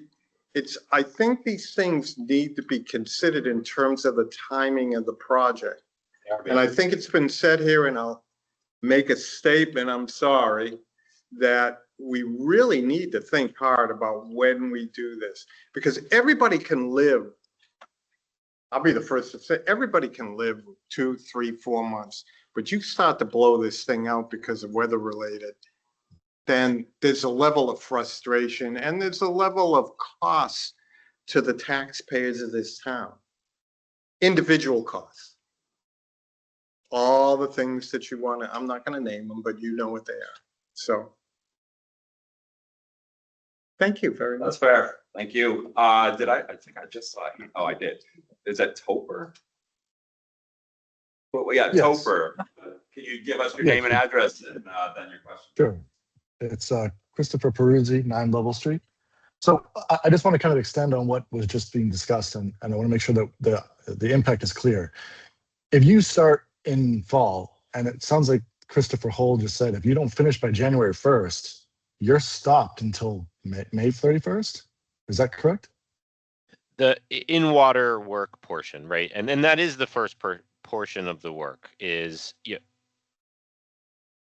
would be pumping water, diverting water, digging out the channel, building a new stream channel. That is the earlier portion of the work. The roadway pieces, the above ground elements are the later portions of the work. So I think there is a pathway for, say, the project starting in the fall and being completed in the winter. Simply what I was saying there is that it's a consideration that does need to be factored in when you get to the point of you have the funding secured, you have a bid schedule lined up, you have all your approvals from all the regulatory entities, and you've made a decision on this component that we're talking about today. So what I didn't hear is that there's no guarantee that you're not going to get to January 1st and be delayed again until June. it's a possibility. I think if I understood that question correctly, you're asking, is there a possibility that construction could start and then it would get stopped for 6 months, 5 months? Yes. That is up to the decision makers here in the room, largely, but I think that is a risk. Usually there's an avenue to explore incursions on time of year restrictions, so I don't want to paint that as an answer that yes, there's a real risk that you have to just shut the project down for 5 months. I think that would be factored into the decision making and something to be worked out with the regulatory entity that has that time of year restriction, Mass Wildlife. Chris, if I can just provide some color to that and to residents too. If we were on a timeline which we were pushing up against winter weather, where we would have months of no available construction time, and it would be shut for far longer than the 3 to 4 months that we were talking about, we would seriously consider, almost certainly push it into the next construction season and not have months of road closure with no construction progress going I would on. almost take that one step further and recommend that if we cannot start this project after September 1st, or before September 1st, then we don't do it until next year. Yeah, so And we have talked, Chris, in the past few weeks about we may be starting this project in July, early August, which I'm okay with. But if we hit September 1st, now we're getting into winter, I'm not okay with that. So we just wouldn't want to put the town or residents or any of you in this situation of a road being closed with no progress being made towards reopening. I said one more. I'm sorry, one more. The one thing going back to the Cemetery Street is, has there any been discussion about essentially flipping the way the direction of the street goes based on time to accommodate, we'll say the buses and other traffic? Yeah, there's a few written statements of that on the site, but the bottom line on that is that switching traffic during the day causes more backlogs than keeping it one way, I guess is kind of the summary there. Was that question about flipping it back and forth or just changing the one-way direction cemetery corner? One-way direction. So, in the morning it goes one way, and then in the afternoon it goes the other way, and then it may be there's a default that you have outside of those hours. Much like you have school zones that you have restricted speed limit. Can we flip the direction in which we're going? Yeah, so there's a human component to a lot of these decisions that's often not really thought about, and it's just the fact that we're like creatures of habit, and switching it back and forth is known to cause extra accidents people don't remember. Just think about what your commute looks like. If your 90-minute commute at that minute 85, I guarantee you're not thinking about where you are, right? So you're just trying to get home, and so we're trying to take that risk off your shoulders. That would cause a problem for us too, because now if the traffic is going north, how do we get to the south? Yeah, right. And we can't have a car stop the traffic because we're not on the other side. Right. We have no way to get to the other side. Right. I forgot about that. That makes a lot of sense. You'd have to drive all the way around. Okay, I saw a hand kind of out of the corner of my eye. Yes, sir. Why don't you come on up? Can I speak as vice chair of the Conservation Commission to the previous point? About the fish? About the timing, yes. Sure. Okay. Our conservation agent has worked with Tig and Bond and our regulatory agencies to ensure that the permitting for the stream has been kept up to date. If it turns out that construction is delayed significantly, Isabella would be able to work to see what mitigation would be possible. I think someone used the word incursion, where we would get authorization permission from the regulatory agencies to continue working maybe in the first 2 weeks of January or whatever was needed. So there's a low risk that we might need to get work done, but even if that risk were to be realized, we would be able to have Isabella work on a mitigation plan for it. So Carl's saying that conservation will help reduce the risk. Sorry, your name and address? Paul Annunziato, 24 King Philip Path.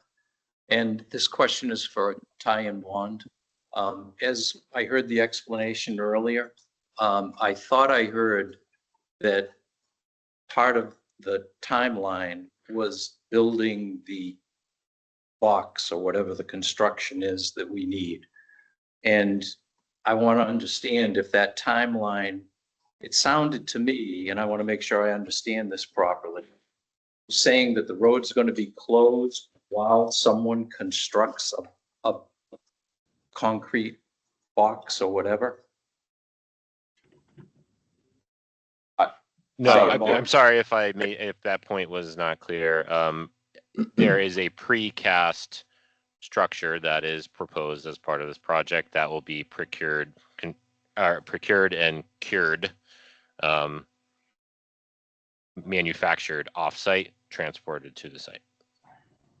Correct. So we're talking about 3 to 4 months, and this piece, this structure will be already made, waiting for us, and then it's 3 to 4 months to put that structure in place. That's the timeline? Is that what I'm hearing? Sounds like a long time. That's why I'm asking. You know, that schedule builds into it contingencies for weather, water control, unexpected, findings that might, be there. So yes, three months is a conservative timeline, but it's a reasonable timeline based on our experience. So it's possible it can be moved faster. You can put restrictions in your bid package to say, the contractor must be done in X number of days, and then if they don't meet that, then there's essentially fines that they need to pay, but you just end up costing more, right? So 3 months is a reasonable timeline to plan for a project of this scale and size, in our opinion. Can I just ask a clarifying question to what I think I heard was that maybe I'll ask a different question. How long will the roads actually have to be closed within those? It's not 3 to 4 months. If I'm understanding your question, is if you're doing work off site, the roads don't need to be touched. So therefore, do the roads need to be closed 3 to 4 months, or does shorter timeline that to be done? Yeah, that might be a better question. Thank you. Again, that is all things to work out with a selected contractor. I mean, engineers typically cannot dictate means and methods of construction. I think we covered this in a select board meeting many moons ago. So there are recommendations that we can provide. There's discussions that can be had. And this is a critical topic, right? That can be brought to the contractor. We can request a schedule, for example, as part of the bid process, or force a schedule as part of the bid process. But again, until you have that contractor at the table, we're opining. Can the part of the process include minimizing the amount of time the roads are closed? It seems like this could be modular in terms of the way the project could be handled so that you minimize the time the roads are closed. What I'm hearing is that can happen. It won't happen until we have a contractor in place, and we can't get a contractor in place until we decide on all the logistics. Can we agree that that is something we would pursue, is to minimize the amount of time the roads are closed and put that into the process so that the people who are here at least have some knowledge that, yeah, we're going to try to mitigate that closure time. Make a bit more attractive if they could build that in. Yeah, I guess. I would just assume that the board and the department heads and the town in general is always. I don't want to assume intent. With this audience. All right, well then I will tell you as a political official sitting up here who can say whatever he wants, it's political. We are always doing what we think is best for the town, right? Like we are always doing that. That doesn't mean we're always making the right decisions. I want to clarify the difference there. But every single person sitting on this board is always doing what's best for the town. That doesn't mean, like I said, I'll say one more thing. They might make a decision you don't agree with, but they're all doing what they think is right. We don't really get paid to do this. We come out and put a lot of time into this because we care, not because we don't care. It's unfortunately, we just can't care in the same way of every resident. I think that's the hardest part of this job, is that one person that you harm, right? It's like, it's really every day I go home and think about it. It's the one person I can't satisfy that is the hardest part of this job. So Chris is just saying, and Ty and Bond are just saying, like, in general, this is how, as engineers, we approach these projects. And if we promise you any more, we might not be able to deliver that because we're not the ones, the engineers are not the ones building it. And the decision makers can pressure all of these people to do as much as we can pressure them to do. And we will do that. Jeremy's very good at that. So can we capture it as an action item for the board? TA to, as part of the negotiation with the contractor, to investigate and try and determine what can be done to minimize the road closure within the tolerance of the project. Yeah, I mean, the conditions I heard were, you know, not going past September 1st, you know, not running into the winter. Those are all things that were said that are captured because we're recording this. And yeah, we'll go into the bid request. Yeah, I mean, I just want to make sure, I mean, regardless of when the project goes in, I think a general fundamental endeavor, I think, John, you agree, is to minimize the amount of time the roads are closed. That's been one when this project started, was too many houses. But when I hear, it was a great question. I hear 3 to 4 months for end-to-end project completion, but if portions of those projects, those of you in, you know, software development probably understand that if there are pieces off being done over here, it may not impact the road closure. So let's kind of be cognizant of that as we set up the project plan. Be fair, in software development, we just throw money at it. Well, that's Carl's answer. So, and we got an answer. So there are 3 people online. So David, you've had your hand up for a while. If I may, just one more sentence, respond to that previous conversation. I just want to make the point clear that there is already restrictions that the contractor has to abide by to do this project, right? We talked about time of year restrictions, you know, all these other things that have come up today. The more and more constraints you put on a contractor to do things in a manner that is dictated to them, the higher the cost is, because it forces it, the box that they have to work in gets smaller and smaller and smaller. You know, they may, if they have a, let's just say a 6-month timeline for hypothetically to work in, they can then build flexibility into how they want to approach the various items of the project. It's not just replacing, you know, the culvert. There's other elements too. There's guardrail, there's paving, there's stream work, there's all these other pieces. So when you start to box them into a smaller box, then the way that they need to respond to that is increasing costs. So I just want to make that very clear. I just want to respond to that because I think they're going to come forward with an approach and a project and a design and a framework timing, correct timeline. And all I'm saying is I would look to public safety, the team, to say, when do we actually have to close the roads based on their work? We're not dictating their schedule or how they do it, but if they're setting up the first month to be not here, then 3 to 4 months becomes 3 months, 2 to 3 months, you know? So it's working within the schedule they put forth, not so much as dictating what they need to do, but it seems to me that the roads, I'm just hearing the roads may not need to be closed for the full length of the project that we've been talking about. That's all. And I may be completely wrong. So if your response is, I understand why you'd say that, Mike, but you're wrong, I'm good with that too. That's fine. It's, I guess I would just say, if, let's say you give them a 2-month window to do the project, and that's a tight schedule to work in, right? So they're going to have to put a lot of resources at it. They're going to have a lot of machinery.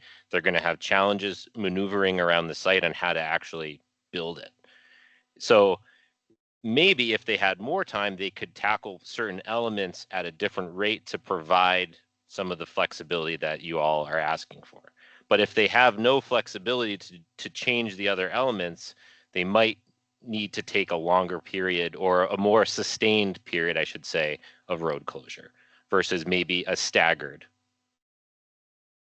instance of road closure. So I'm not saying that it will be one way or the other. It's just a decision point that the community needs to make, the decision makers here need to make when we get to the point of having the funding in place, having the approvals in place, looking at the regulatory considerations, timelines that we can't change, and then putting forward, you want to put forward something that they can work with. All right, so we've been here for over an hour and a half, and the board does have one more long item to deliberate after this, so I'm gonna cap this off in 10-ish minutes, just to warn everybody. David, online, David Stewart, why don't you tell us your street address and ask your question? Yes, hi, David Stewart, 6 Cemetery Street. Basically, for the last 40 years, I've watched how the water's managed through my property and through Providence Road. A couple things come to mind. The culverts have done their job basically for the last 70 years. I think the project's getting blown up quite a bit for its purpose of how it functions. Obviously, we had a flash flood on December 13th in 2023. But we also had a 100-year storm, I want to say about 8 years prior to that, and we didn't have any problems with it. But the other thing is, the timeline is very sensitive. Seeing how the water flows through my property, and which is right where the bridge is, if it's not done in August, you're going to have problems. That's the time to do it. And to say we're going to look at contractors for their, how they want to manage our time, and maybe it comes down to cost. If it's all about low bid and cost, if you take somebody that's going to start the project in September, it's going to go way over budget because you're going to have problems, in my opinion. I think you potentially impact the houses in the immediate area with possible flooding and washouts. So the timing is crucial. I don't know why they can't just say, look, this project needs to start, July 30th, period. And if you can't find a contractor, I do contracts all the time. And we're here to, what the timelines are. So I don't see why it can't be done in that manner. So those are my concerns. And by the way, the public officials, I think all their information is right on. I was almost run over on Cemetery Street getting my trash 2 weeks ago. You'll never control the speed on Cemetery Street. Good luck. So that's my question to the engineer. Yeah, sir, come on up.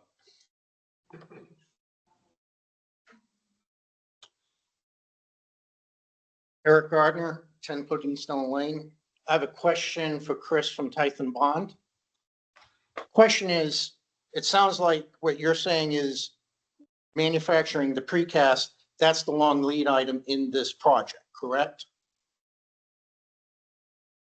And if so, can this project be coordinated in a timely manner so that way the site work is done and prepped and ready when that precast is made, so that way it can be dropped in, there's no time lag? Yeah, I think we're saying the same thing. I mean, a project can't go to bid until you've secured all the permits, you secured all the funding, right? So that starts day one. You go to bid, you award a contract. From that point, when there's a contract, the contractor can then start the process of procuring the structure. It's a 28-day cure time for concrete. Then you have to factor in the lead times of that manufacturer, right? So, but no, to your point, you wouldn't be closing the road on that day one. You'd be building that into the schedule. So there was more conversation earlier when this was going on about when can we start? Well, if you aren't going to bid until September, that, you know, that cure time, the procurement time of the materials, all that needs to be the back and forth review and approval process with the engineers as well as the DOT reviewers. That all takes time and needs to be factored into that overall schedule. I have experience with contracts. I'm a contracting officer for the Department of Defense. What I was kind of leading to is coordination to minimize the time that the road is going to be closed, given the fact that the precast sounds like it's the long lead item in this whole project. I was just concerned that the coordination of this whole thing, that there would be some lag, like, okay, the precast isn't done, we're waiting for that, the site work's done, or vice versa. So, sir, earlier, Time Bond said we're the engineers and you'll need to coordinate that with your contractor, who we don't have yet. So we'll try and make those efficiencies happen, but we can't actually discuss them until we have a contract. So that's sort of the problem there. Like, we understand we should do that, but we can't make that happen and talk about it until we have the contractor in place. But we intend to do that. We intend to do it, but our engineers, the ones who are online right now, are not the ones building the stuff. They designed it, and we'll need to get those Understood. contractors in place. When do you anticipate award? We need to have a vote, and then we need the DOT to finish their review, and then that'll be when it is. So if that happens and it's August, we're talking about going forward. If it happens and that's after September, then we're talking about trying to push it. Those are all the words that were said tonight. I will say that Time Bond has been working to be ahead of the game once we get that review back from Mass DOT. Yeah, So I'm not we trying can to get it submitted. criticize them. I'm just, I have some experience with this kind of thing in the Navy. So gas turbine, steam turbine, whatever, we're talking a piece of precast here. Same old, it's a long lead item. General Electric doesn't have a turbine sitting on the shelf. We have to order it. It can take a year. So I'm just concerned because from what everybody's talked about here, especially now with the issue with the fish, in theory, if this, and you kind of mitigated that concern, like you didn't start this late August to September, if things all went the wrong way, you could be looking at a year, in theory. Just trying to make sure that we can avoid that at all costs. I think that's what everybody's trying to do. Okay, thank you. Quick follow-up. All right, guys. So Just one quick. one second, sir. There's a couple people still been waiting online for a while. And we have other business tonight. So we actually need to get to a vote at some point. And eventually some of the comments will become rhetorical from this board. You won't want to listen to them anymore. Carl, you spoke a couple of times, so I'm going to give Karen a chance to go. Karen, go ahead. Hi, I live on 17 Quissett Road. I kind of get the feeling that Cemetery Street's not going to be open as a two-way. So my concern and my question is, last time around with the detour, and I work at Misco, so it usually takes me like 7 to 9 minutes to get to work in the morning. It took me 30 to 40.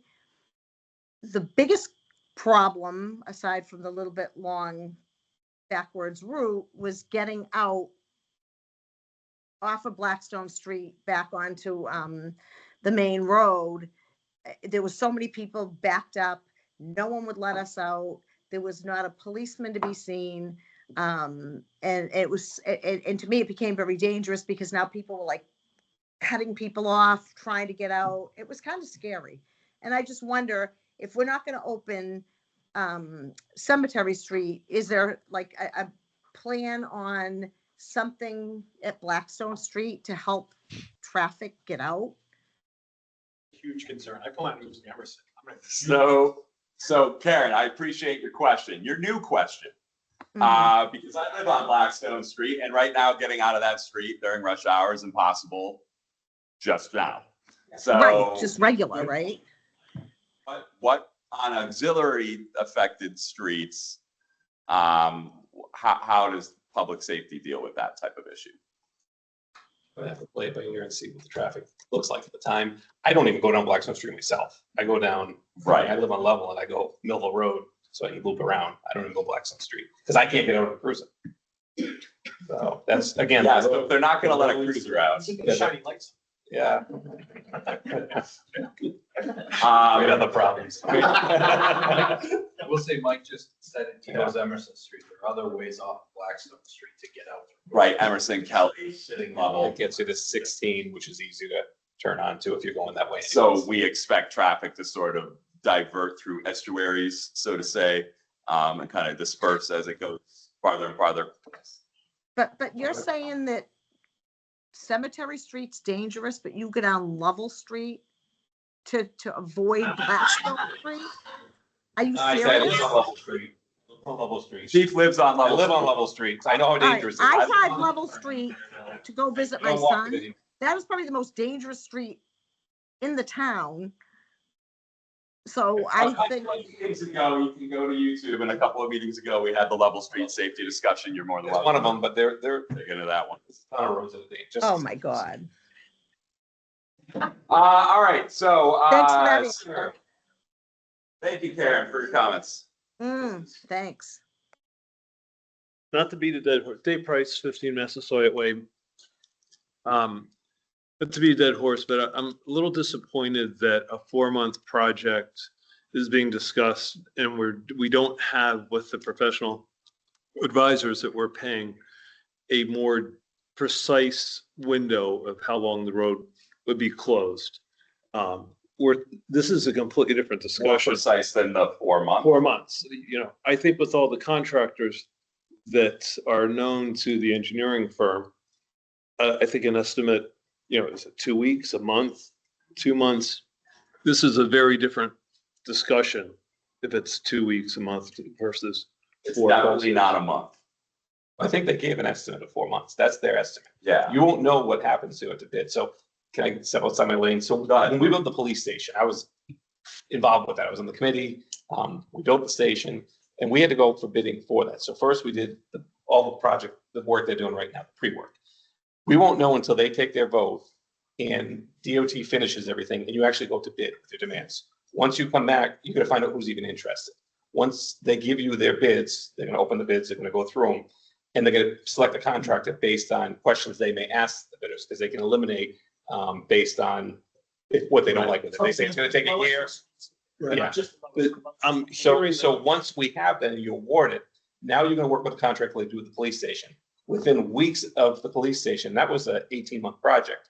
We had a detailed calendar of events from day one to 18 months out. And the only thing that delayed us was COVID. It happened right in the middle of it. Even with COVID, we only finished an extra month later. So once we get to that part, they just don't have the information until the bidder is awarded and they give that. And then they're gonna say, hey, we have an estimate of 4 months. This is what it's actually gonna be day to day, week to week, and this is your plan. I work in the private sector and I'm used to things being a little more flexible where you can talk to somebody and have an idea of what it's going to be before you go. And especially with the experience of the engineering firm. But I'm also hearing 4 months includes the precast, which sounds like that's a good month to, 2 months out of that process. So if the road is staying open until the precast is ready, we're talking more like a 2-month window, not a 4-month window. That's a different set of. Way this has been in some of the discussions is that, things happen simultaneously. Once the bid is awarded and, we decided, because we already had votes about whether we were gonna do this was gonna be metal or concrete and what was best, and we've already decided that. So once the bid is awarded, once this starts being constructed, the precast starts being made, there's already the prep work is going on the sides of the road. The road is not gonna be closed until it has to be. But they're not waiting, it's like, you don't wait till all the lights are green before you leave on a trip. Right, absolutely. So they are going on simultaneously.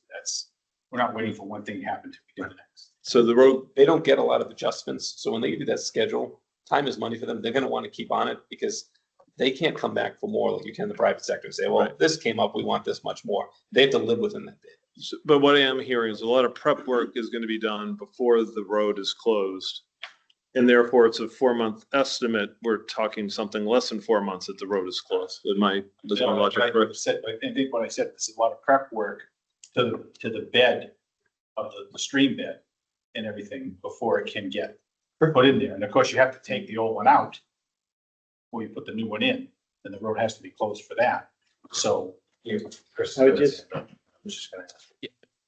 Everything the members of the board and the police chief and others have said here is totally right on. I just want to elaborate by saying, we're focused on the culvert and the proposed bridge in this case, but there's a number of different elements to this project. There's drainage improvements. There's relocating a utility line. There's guardrail. There's all the roadway, just the roadway reconstruction that needs to happen, the striping, right? So when I'm saying 4 months, that's the project, not just the culvert replacement, right? So that's why you have to have that contractor on board, because you need to see how that they're sequencing that relative how they're sequencing the culvert replacement relative to the other elements of the project. And if you give them a window of you must be done in 2 months, well, then now you force their hand in terms of how flexible they can be with the other items, and they're going to need more space to work and more machinery and more equipment, right? But if you have a bigger window, then they can be more creative in how they're approaching it to address some of the concerns that have been raised today. And until you are at a point when you know that you're ready to go to bid, and even when you know that you're ready to award, you really don't have that answer until we're to that point. I can appreciate that. Last quick comment, and I don't need an answer, is to me, it sounds like closing cemetery temporarily for school buses is going to result in some traffic issues on Hartford Ave that we were concerned about. A cemetery was two-way. So this almost sounds to me like it really needs to be a summer project, not a school year project for that reason. Thank you. All right.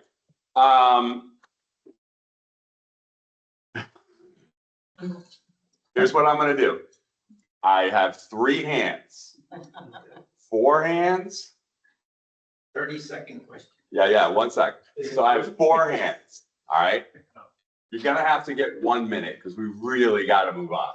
So I'm gonna start with Carl online, and then we'll go to you 2, and then you can end us off. You started us off, you can end us off, all right? All right, Carl, go ahead. 1 minute. Carl Hummel, 15 Misco Road, speaking as conservation. The reason the Conservation Commission is involved in this project, it is not a bridge. It is a culvert that has water running through it, a lot of water running through, and there are endangered species and other things that are involved.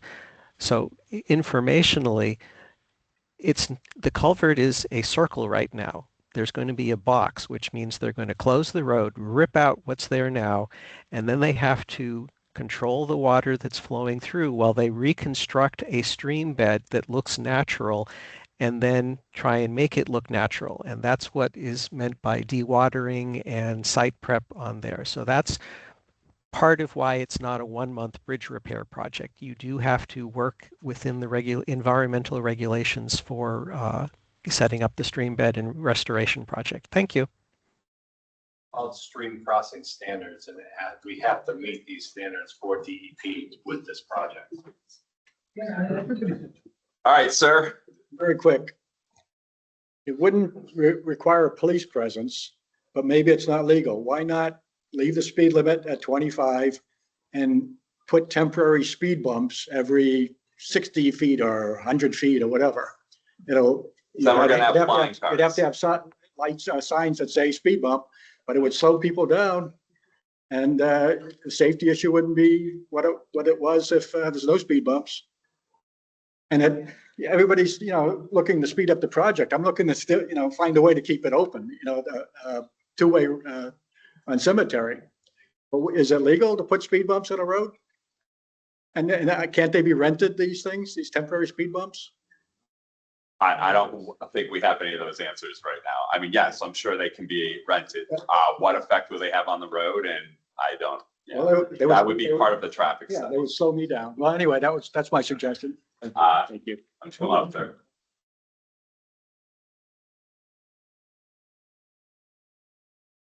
Going on that, 914 Road. Respect the width of the road. I actually took time to measure Cemetery Street. It's, they said it's under 24 feet wide. I took at every telephone pole and I had 15 measurements along the 2,300 foot road. 9 were 24 feet or greater, 5 were 23 feet or greater. So it's not as narrow as people are saying. And to compare that, I went to Blackstone Street, which is going to receive half of the traffic that's presently coming off of Providence Street in the detours. And I measured 48 poles in a row, starting from Blackstone Street.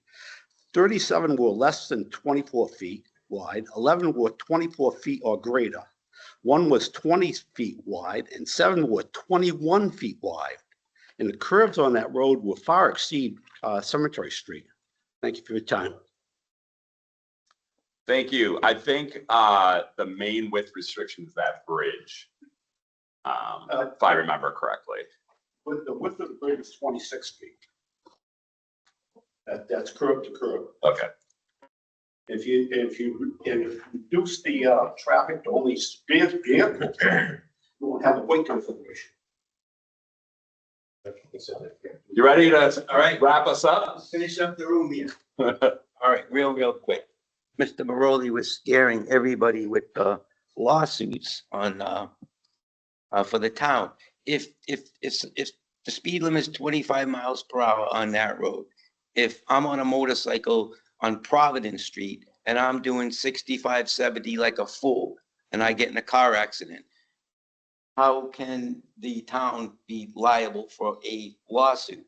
25 mile per hour, yellow line down the middle, construction signs, yellow flashes, everything we could do feasibly and, relatively inexpensive. I don't think that we would have this massive lawsuit. The other thing, other quick question, I said I'd be quick, this is to the fire chief.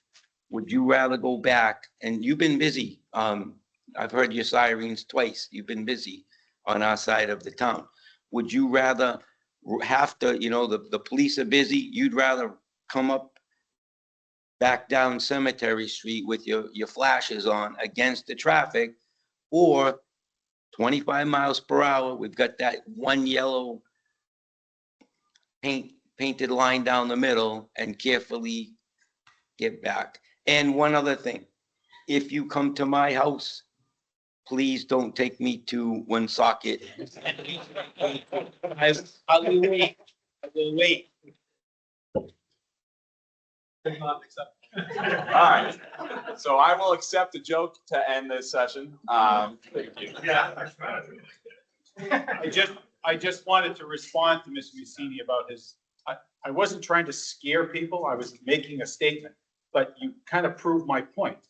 When you said, if we make it a two-way street and we have that motorcycle that goes 65, and anybody who lives on Cemetery Street knows that there are bikes and other vehicles that do go that fast. The issue is there isn't a vehicle coming the other way.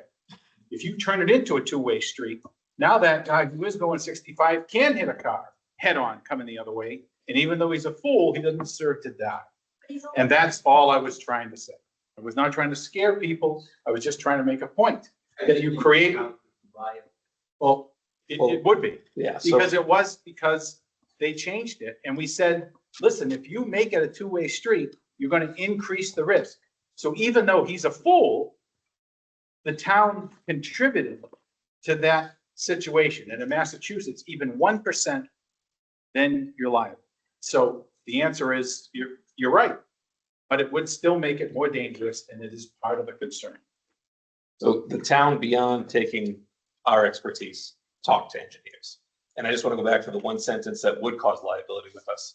And in their proposal here of the road not doing a two-way detour, they said at the end, furthermore, because motorists are accustomed to the existing one-way configuration, the likelihood of a driver error or non-compliance would be elevated during a temporary transition to two-way flow.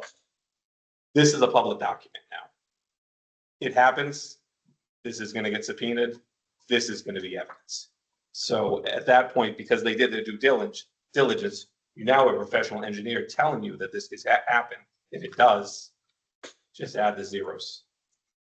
And I think it would be gross and negligent at that point, unfortunately. And if they didn't do anything wrong, they did their diligence. They looked at it as a two-way. They hired professionals beyond us, and they wanted to say, your expertise in this state, what do you recommend? I mean, I live on Bates Street. It's going to affect me every time I want to go south. All right. Believe me, I would like. We gotta. Yeah, no, I'm just saying. I hate to be this Feel your guy. pain. It's my job to be this guy. Get the gavel out. I'm not gabbling, I'm just saying. Yeah. I tell you, this is definitely one of the funnest positions on the board. Okay, so now's the time. I have a draft motion for consideration, but I will, before I state it, we'll leave it to the board if there's anyone who wants to propose a motion for or against right now. I want to, I was taking a breath. okay. I guess I don't want to make it two-way. Kind of come to that. Okay, so here's my motion to the board. I would move to affirm the one-way designation of Cemetery Street for the duration of the Providence Street Culvert project, infinitum, contingent upon the execution of a finalized memorandum of understanding between the Mendon Police Department and MURSD regarding the one-way bus access. I would request that by June 15th, 2026. A written staffing fallback protocol for bus access if the detail goes unfulfilled by June 15th, 2026. And number 3, a formalized emergency access protocol approved by the fire and police chiefs by, again, June 15th, 2026. That's 2 months from now. If these conditions are not met by the stated dates, the matter will be returned to the select board for further action prior to implementation. So basically that motion says that we keep it one way and this board will not talk about it again unless it doesn't receive this information by June 15th, at which time we'll have to address it again and then ask why we don't have these in place. So moved. Thank you. So is there any discussion? Elena. I want to say that I came to this meeting not convinced that I wanted to be convinced, and I have been convinced that this is the way we need to go because of the safety issue. So I appreciate all of the answers. My questions were sincere that I wanted to, because I heard real concerns, and I appreciate all of the time and effort taken to respond to those questions. So I admit I didn't want to be convinced, but I have been convinced. Okay. So thank you. Mike. I just want to thank everybody for the time put in because I had a lot of questions from our last meeting. My questions have been answered. I also wasn't convinced. I thought there might be a possibility for some sort of compromise on cemetery. I don't think that's the case now. So I want to thank everybody for the time, the engineers, public safety, and also the engagement of everybody here. I mean, it demonstrates that this is not a trivial decision. So thank you for your engagement and your input. Made me think about it. And go ahead. Yeah, can I just add to that? I think this has been very illuminating for me. And I think, I've brought up a few times, we have to have a public hearing when we move a utility pole, but we don't have that process for something like this. So it's not sort of a formal process. And I think we should consider whether we can formalize that to have a public forum like this, where we notify residents like we did, but if we moving forward the next time there's a. Sure. Mr. Krager brought it up a couple of times and said, why did this take so long, or why did we hear about this at this specific time? During the meeting, Mike had asked me, is the website going to stay up? Absolutely. And will continue to be updated. I think 2 of the things I heard we can accomplish with that website. One is official documentation that's easy to get, easy to search, doesn't change. That's one thing we can do. The second thing is timelines and actionable items by the community. As we receive them, they will be there. We will also, while I'm on this board, I will put that guarantee out there. I can't guarantee all these other people, they bid for themselves. But as I am on the board, I promise that the information we get, we will put it up on that website as soon as we have it. The one thing I think that floats to the top of my mind that I heard said over and over and over again that probably I don't remember speaking about before, was the efficiency of the situation, and that it won't be closed for maybe that entire time. Maybe there's just traffic disruption at the beginning, at the end, and then it's closed in the middle. I wish we had that information to provide to you, but I know it's not going to be every day of that 4-month period. I also know that none of us want people to be late for school, and I know that none of us want to extend anybody's time on that detour longer than we have to. So I can tell you that this won't be the last time that you hear from the board about it. And I also, everything that Elena said makes me think that, yes, we need a communication, I don't want to call it a policy, but guidelines around how projects are communicated. Like the website thing was like a last second thing that, I can do. But why didn't I do it earlier? I don't have an answer for you, right? I don't know. Had I done it earlier, would that have helped? It would have helped belay anger, but I don't think it would have solved anything. We needed to have these discussions, but that's the point. Is that we need to have these discussions, and since we're not mandated, it often like we forget about it. So if we can put a procedure and a policy around how to inform residents when we know things are coming far in advance, like, yes, we did talk about this for multiple years. You can go find it in our minutes. But we didn't talk about the detour until just now. That this is a new thing, and what we decided before was we wanted a bridge that would last 100 years, and that's what we're going to put in. And we just didn't consider it, live and learn. We're considering it now. So I think putting this as part of upcoming guidelines and maybe something for the ATA to think about for how we communicate this, yeah, I think that's spot on. So, all right. All of that discussion being said, let's put it to a vote. All those in favor? Aye. Aye. And all those against? And so motion passes. And we're about to talk about the town warrant. And that has a lot to do with you as well. So if you want to stick around for that. Thanks for the office, sir. Mr. Override. Should all be this excited for the town meeting.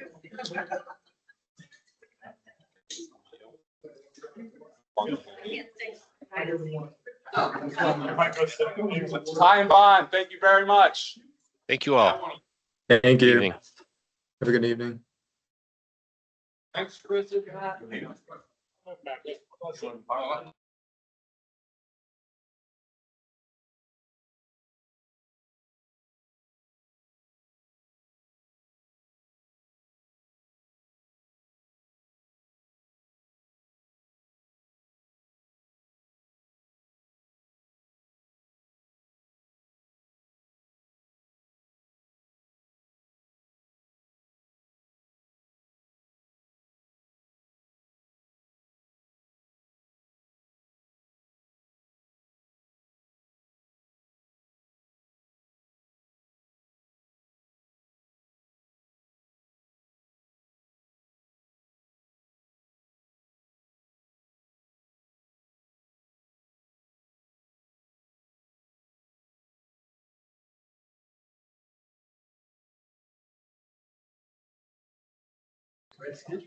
All right, gentlemen, thank you very much. We're sticking around. You're not sitting at the head table. All right, that's fine. All right, so unfortunately, we were supposed to have an agenda item on tonight for an approval of the baseball parade, and we didn't. I mean, we did. We sent an email, and the gentleman's here, and it didn't make it onto our official agenda. So under items not anticipated within 48 hours, I'm going to ask you just come up and tell us when the parade's going to be, and then all that good stuff. Chief is here. He usually handles the parade route, so.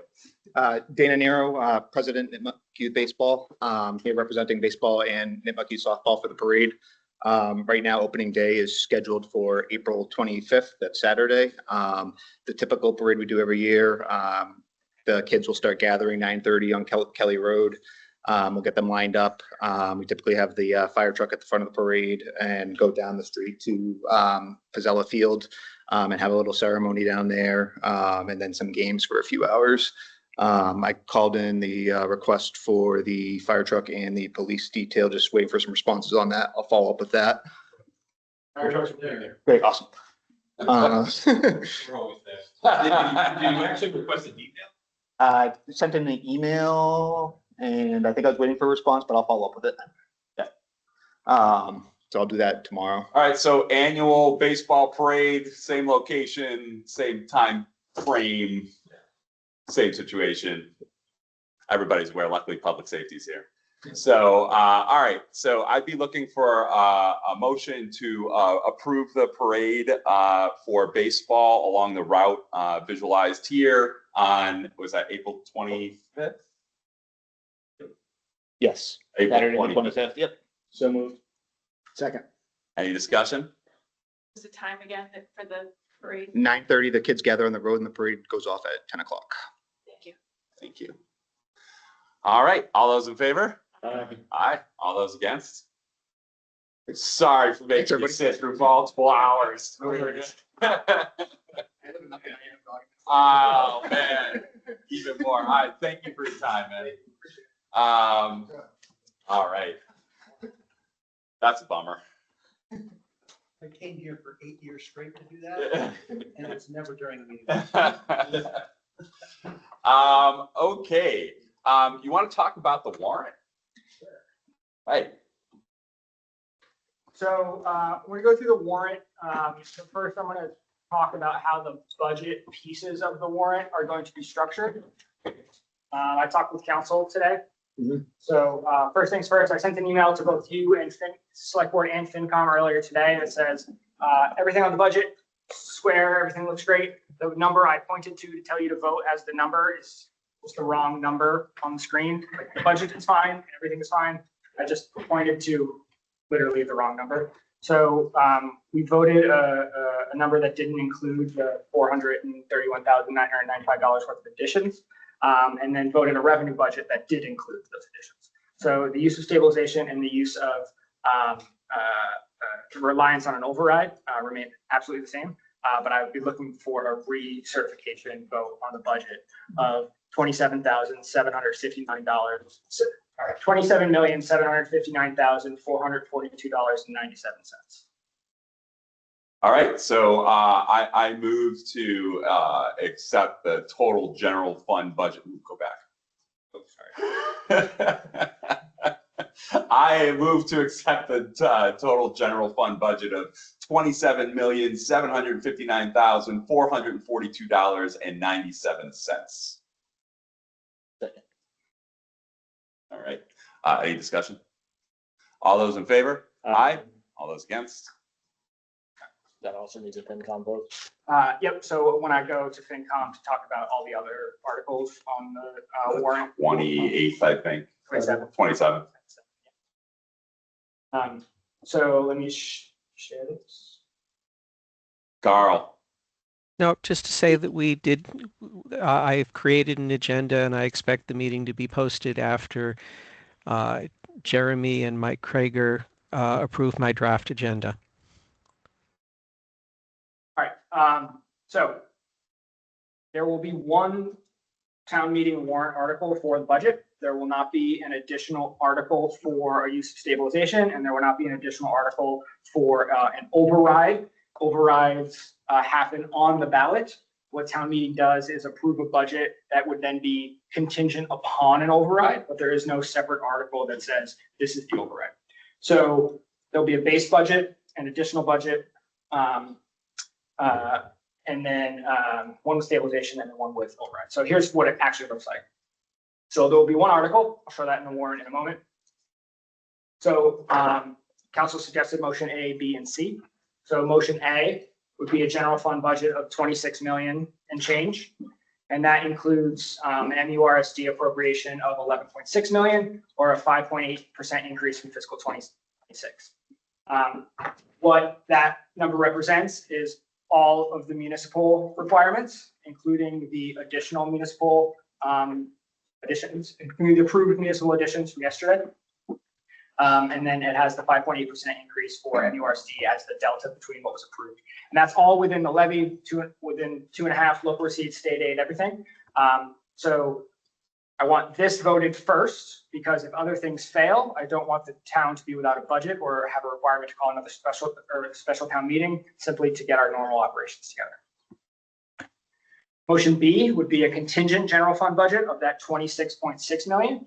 And that would be a vote to use existing funds. So the warrant itself won't say any of this, but it could be either the 2/3 from stabilization as we planned. Conceivably, it could be a simple majority to use free cash as well.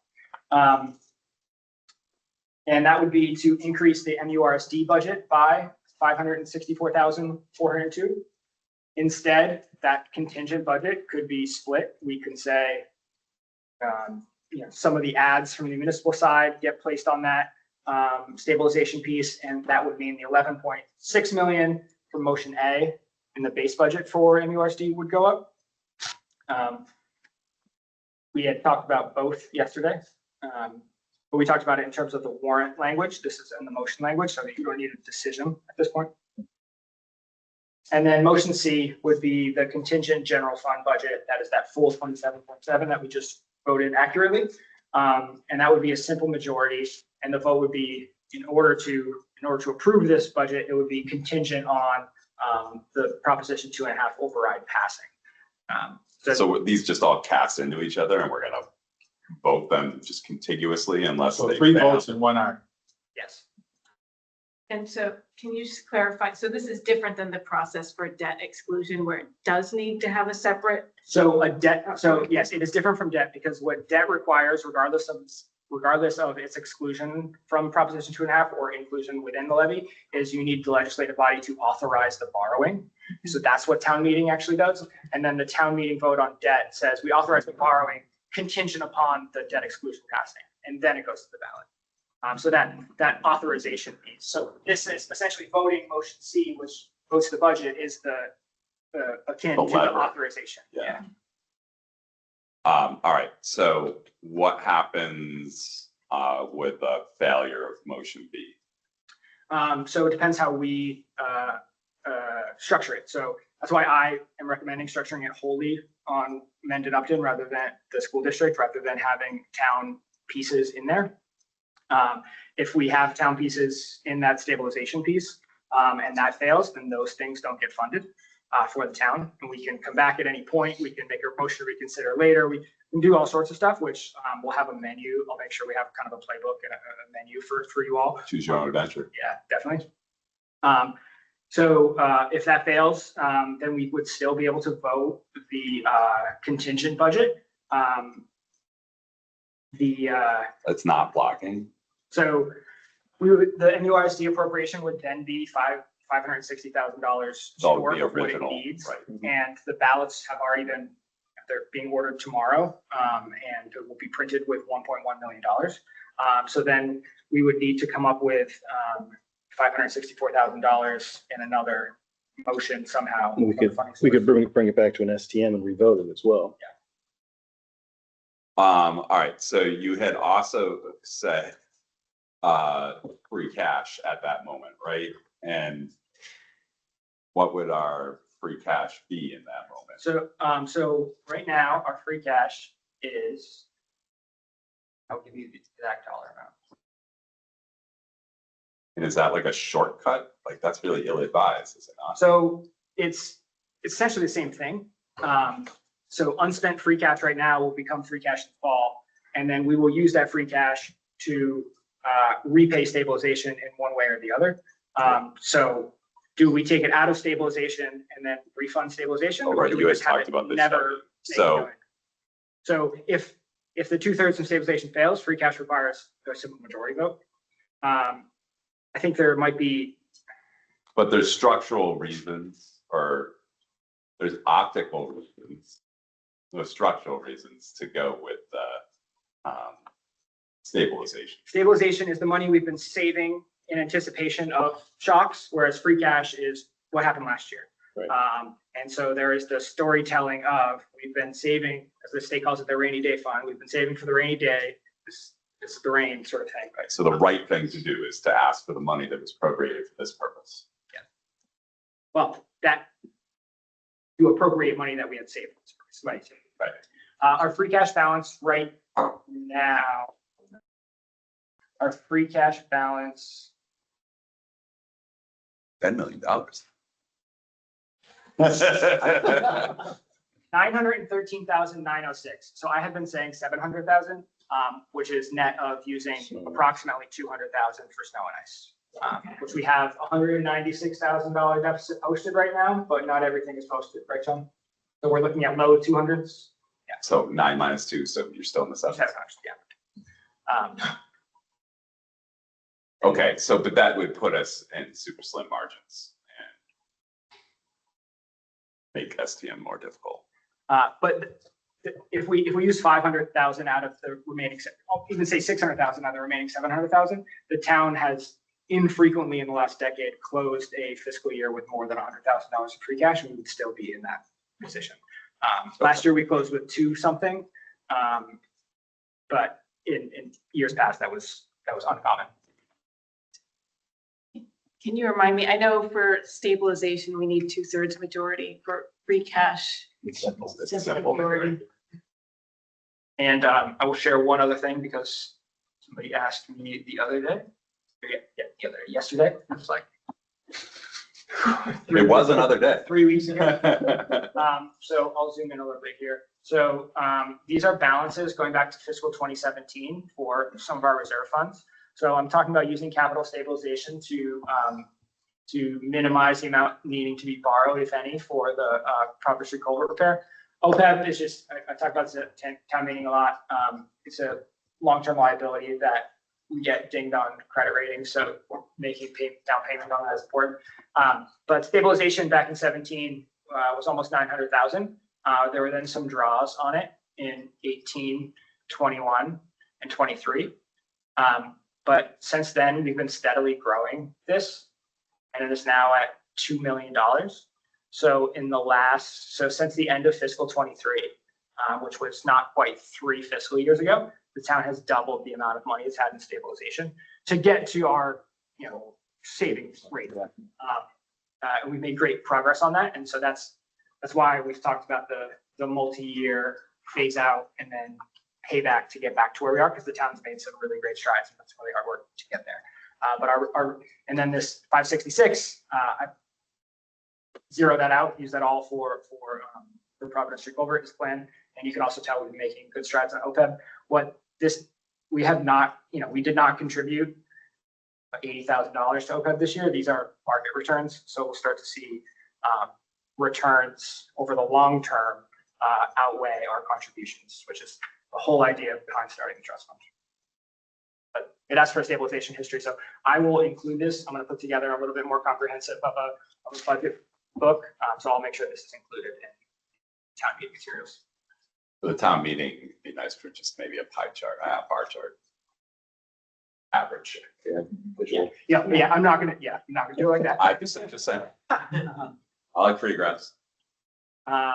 Okay, so the warrant is pretty much there. So I want just to walk through and get select board to be able to see it before we went anywhere further with it. Jeremy, I thought you were going to go back to the motions. So are folks going to are they going to vote on each individual motion and we walk through those 3 steps as part of the one warrant article? Yeah, so there will be one warrant article. I will give here's the budget, here's what's included, and then try to do the. Do you want to speak in between the motions? So like I'll give a motion and then you speak and you just do it all at the beginning. So I think you got to work with the moderator and have sort of a business update before we get into, just tell them what's coming. Yep. Both in the Zoom meeting beforehand, maybe even have one of those quasi hearing settings so people can come here and join us and hear all about the budget, Elena, kind of big things. Get it out there. Only we had a procedure for that. Yeah, so I don't have, I don't have my presentation plan together, right? But my idea is to kind of throw it all out to begin with and explain what it is we're going to go to. So not just say, vote this budget and get it Trust next me. one, this one, yeah, exactly. It's not. I would plan to speak with the moderator because he'll do his walkthrough and have your I think if the your three of us pitch should get on the call. set for that. And then you can do the pitch on that and then you give the same thing. If it gets recorded, really, we'll just play it back. That's what I tried to do last year was Right. yeah. 100%. Take my show on the road. All right, so we've got stuff that we see every year on the warrant. If you don't say where it's coming from, it's out of order. Bills of a prior year. I'm gonna see where they're at dollar wise. We may have to add in an appropriation, right? Because a bill of a prior year gets to a level where we need free cash to do it. We shouldn't have had that free cash because we should have paid it in the prior year. So it's not really using one time, like those revenues are just, the expenditures lagging where the revenues were. And we don't know what our bills in prior year are yet. They've been being compiled by 3 different people right now. So I'm trying to get them all together in a big list. So, All right. And that's, for the board, that's 4/5. yeah. Yeah, always votes no. No, bills of prior year, 9/10. Are they 9/10? I knew it was high, so I just. It's really high. It's 9/10. I thought it was 4/5. Okay. Thank you. Yeah. Fixed salaries, and compensation of elected officials, yeah, almost wholly the same as it was in priors. Article 4, I had a lot of people who had strong opinions on the budget not being Article 4 last time I did this, so I put it back at Article 4. So Article 3 though, is that where is the clerk's salary item gonna come up in that? Yep. Okay. So that won't be part of a consent decree. I don't know. Because don't we know, I thought. It's normally a consent calendar. It is, right? Yeah. So that, Salaries, right. salaries normally go, so I'm pointing this out because we should not put it in the consent calendar if we're making a change. We don't want to be called out on the floor for that. That happened last time. So. It's Yeah. another thing to discuss I with the don't, moderator. I don't have a consent calendar together at all, and I'll share it with you all before I get to the moderator. But no, none of these, lots of these may be on a consent calendar. This discussion is agnostic to that. Okay. The moderator makes the final decision on what is in the consent calendar and what is not. So in prior years, he and I have had a call offline outside of, the walkthrough process. Says, here's what it is, and put them all together. Some feedback we had gotten on the consent calendar is rather than just read the name, like a summary of the article, get a little bit more detail on what it is and what's in there, so people have the opportunity of that, maybe a better opportunity to hold. I think that's might be more relevant or more important to do when there's a lot of free cash articles that we're going in there and spending a lot of money right away. This warrant doesn't include a ton of free cash expenditures. Okay. Article 5 we do every year, let us expend chapter 90 money. And what I did here, just to bold and delete, is the version that you got before I talked to council this afternoon, had those 2 budget motions there, or budget articles there. And we don't need them, so I moved these things up. These are the type of things that could be consent agenda as well.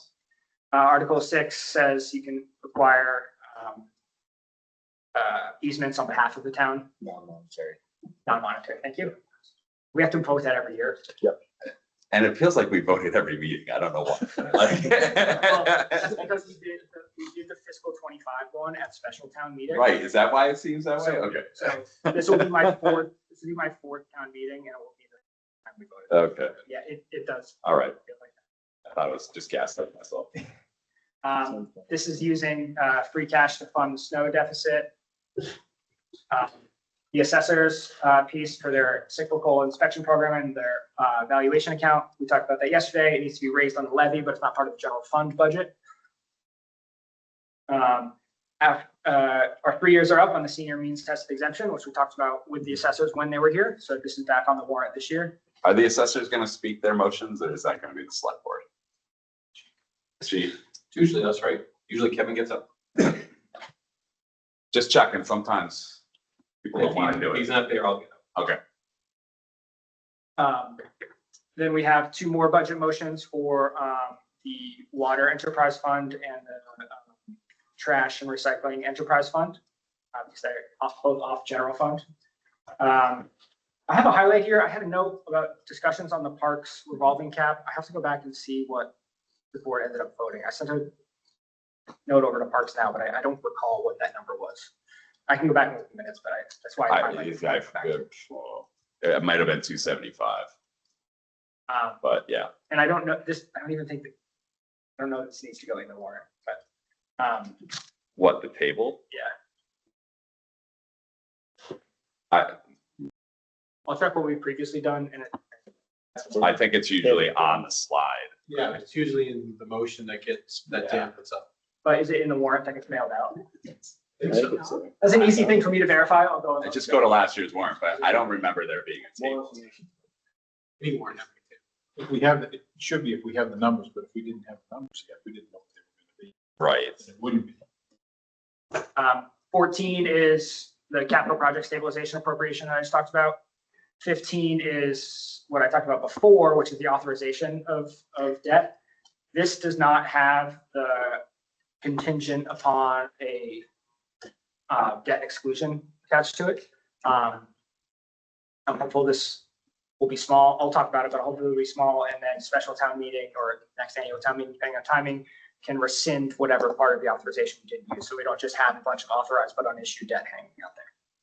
Is that majority or 2/3?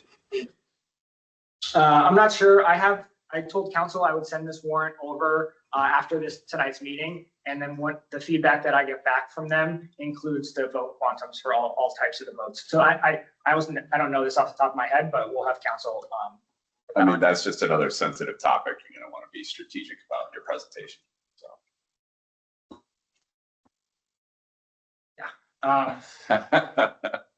So yeah, and then so these two things, Article 14 and 15, have the ability to become kind of a proxy fight for passed over Article 16, which is the citizens petition, which council has determined as unenforceable, illegal, out of order.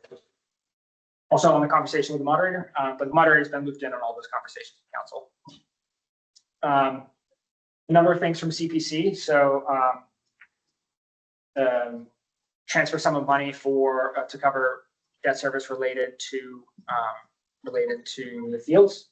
I said this yesterday, but any reduction in debt service off the general fund related to a debt exclusion that's paid for by CPC money or CPA money through CPC will not create budgetary capacity because it's excluded and outside levy just for that. It will just reduce the impact of that debt to the taxpayer. CPC is also funding part-time affordable housing coordinator at the same level they have historically. This has been on the town planner, and that was part of the calculus when we approved the town planner full-time last year, is that there was a subsidy, for lack of a better word, from CPC. This is how they set aside the revenues, which has been the same as they have in the last couple of years. Article 20, CPC police station debt exclusion. Town meeting's really familiar with that, same as the field one. And then these are just. How long does that police station debt exclusion go for? What year are we in? I will tell you. I think it was 20, but it was 20 or 30 was front loaded. So we paid more in the beginning, it winds down. Is that the debt that drops off in 31? Yeah, there's something There's a big around that time period. That might be too soon for that, though. Because you showed us all those numbers last night that I remember all that. So. I have it rolled up into a summary that I used for the last one, so I don't have the one. Okay, it's not critical. I'm just curious. It wouldn't have been even during, we front loaded it really heavy and then peeled it back. Okay. Because there was something dropping off, so we filled it to make it level. All right. There are a few movements between things that CPC is doing, from the Denton property expense account, because we, grants covered most of that. And we had, it was known that whatever overages were there were coming back to the town. And there's a couple of these. Same with the Paddock property purchase. Transfer sum of money from 52 Providence Street to a new 75 Providence Street account. So Ann Mazar is going to speak to all of these. I have one sentence summaries from her on these, but she's going to write more detailed descriptions for my warrant report. Honestly, I don't know a ton about the specifics on these. So questions I can answer them. Any questions? Be happy to answer. Good. No questions. Let's keep moving. So I'll through the CPC stuff. I mean, I am curious, I guess, about the water tank. Sunrise Apartments. yeah, That's gonna be no- fully handled by CPC through what? No, Housing? Milford Housing Authority came to us looking for some funds to help with the replacement of it. And so we're allocating 60,000 Okay. to help with the replacement of the water tank. Okay. There's a historic weight. 60,000, only gonna fund part of the replacement? Yeah, if I think about it, it's probably maybe third, I guess. Don't remember the numbers, but it's not full. We're not fully covering it, but we're helping considerably. It's not just the tank. There's a lot of. Right, that's the water for all the residents, right? This one, Article 26, so the Historic Society has a bunch of artifacts that are not displayed in a way that that properly honors the weight that they have. They're not actually displayed now. They have enough room in the museum, so they want to actually move them into town hall. So that kicks us in the pants to clean this up, and then use this for some more, Mendon specific artifacts, and have it be an attractive space. And the thought was to try to see if the timing could work around the 250th too. So if people are going to be in town hall, and you have pictures if you want to show them up there. I'm sorry, I'm excited that this is all coming together, so, yeah, having the open house, having the signing, having people in here to see the building in a historical way, I think it's great. It's actually kind of cool to think that the same type of discussion that happened. It's been happening for 300 years. I know, it's unbelievable, right? So this is The chairs weren't stumped. This is the historic weights and measures. Oh, they were literally meaning historic weights and measures, okay. Does it have the case? That is, it's in the case. Yeah, the case. And they're talking about putting plexiglass over. Ah, it, yeah, that's something like super cool. I like it. Oh, yeah, so here's the other one, shows the case. What are those weights made out of? Uranium?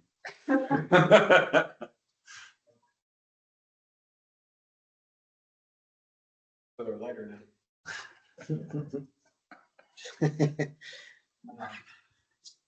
And then some more.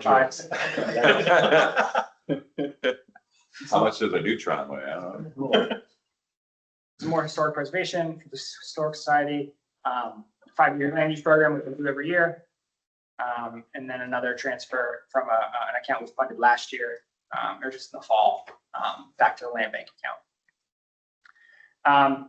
Article 30 is from the town clerk. So our general bylaws are in a Word document that she updates based upon Word documents that other people send her. And then that's our official record of bylaws for the town.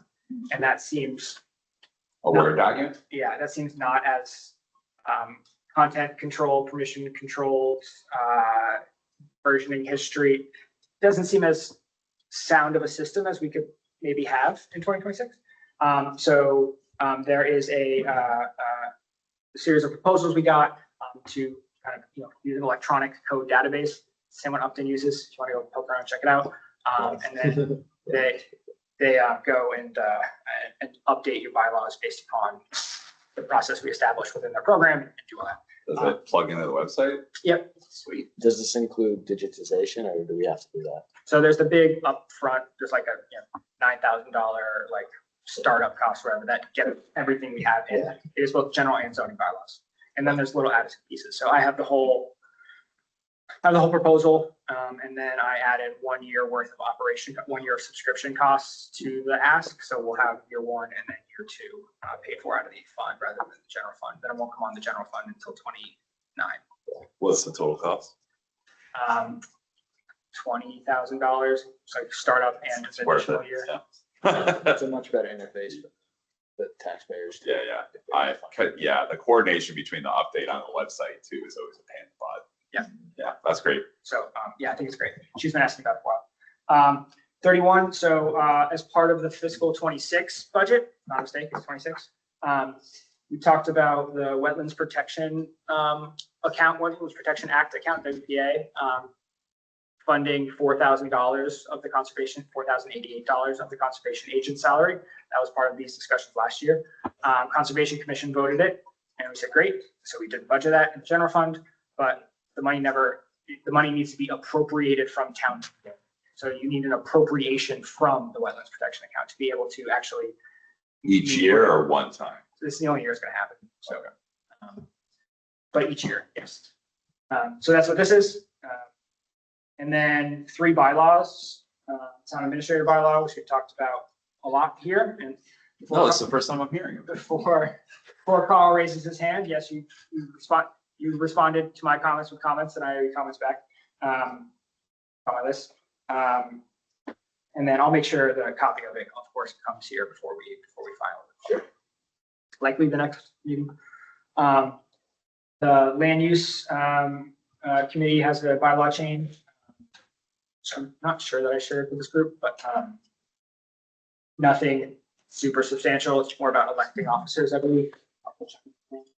The And land then- use bylaw talks about the land bank and CPC because the original land use bylaw doesn't happen before then. It's the Council on Aging that talks about elections. I had requested a broader change in the Council on Aging bylaw. The senior center director wants to pass over this until the fall town meeting, which is newish news to me. So I'm going to leave this on here for right now and try to get clarity from GBRC and Council on Aging tomorrow before we finalize this, whether we want to print it or not. I thought this one was not fine. I don't know. Well, I mean, we can leave it on and they can pass over on the floor if they want. Exactly. That's why. Okay.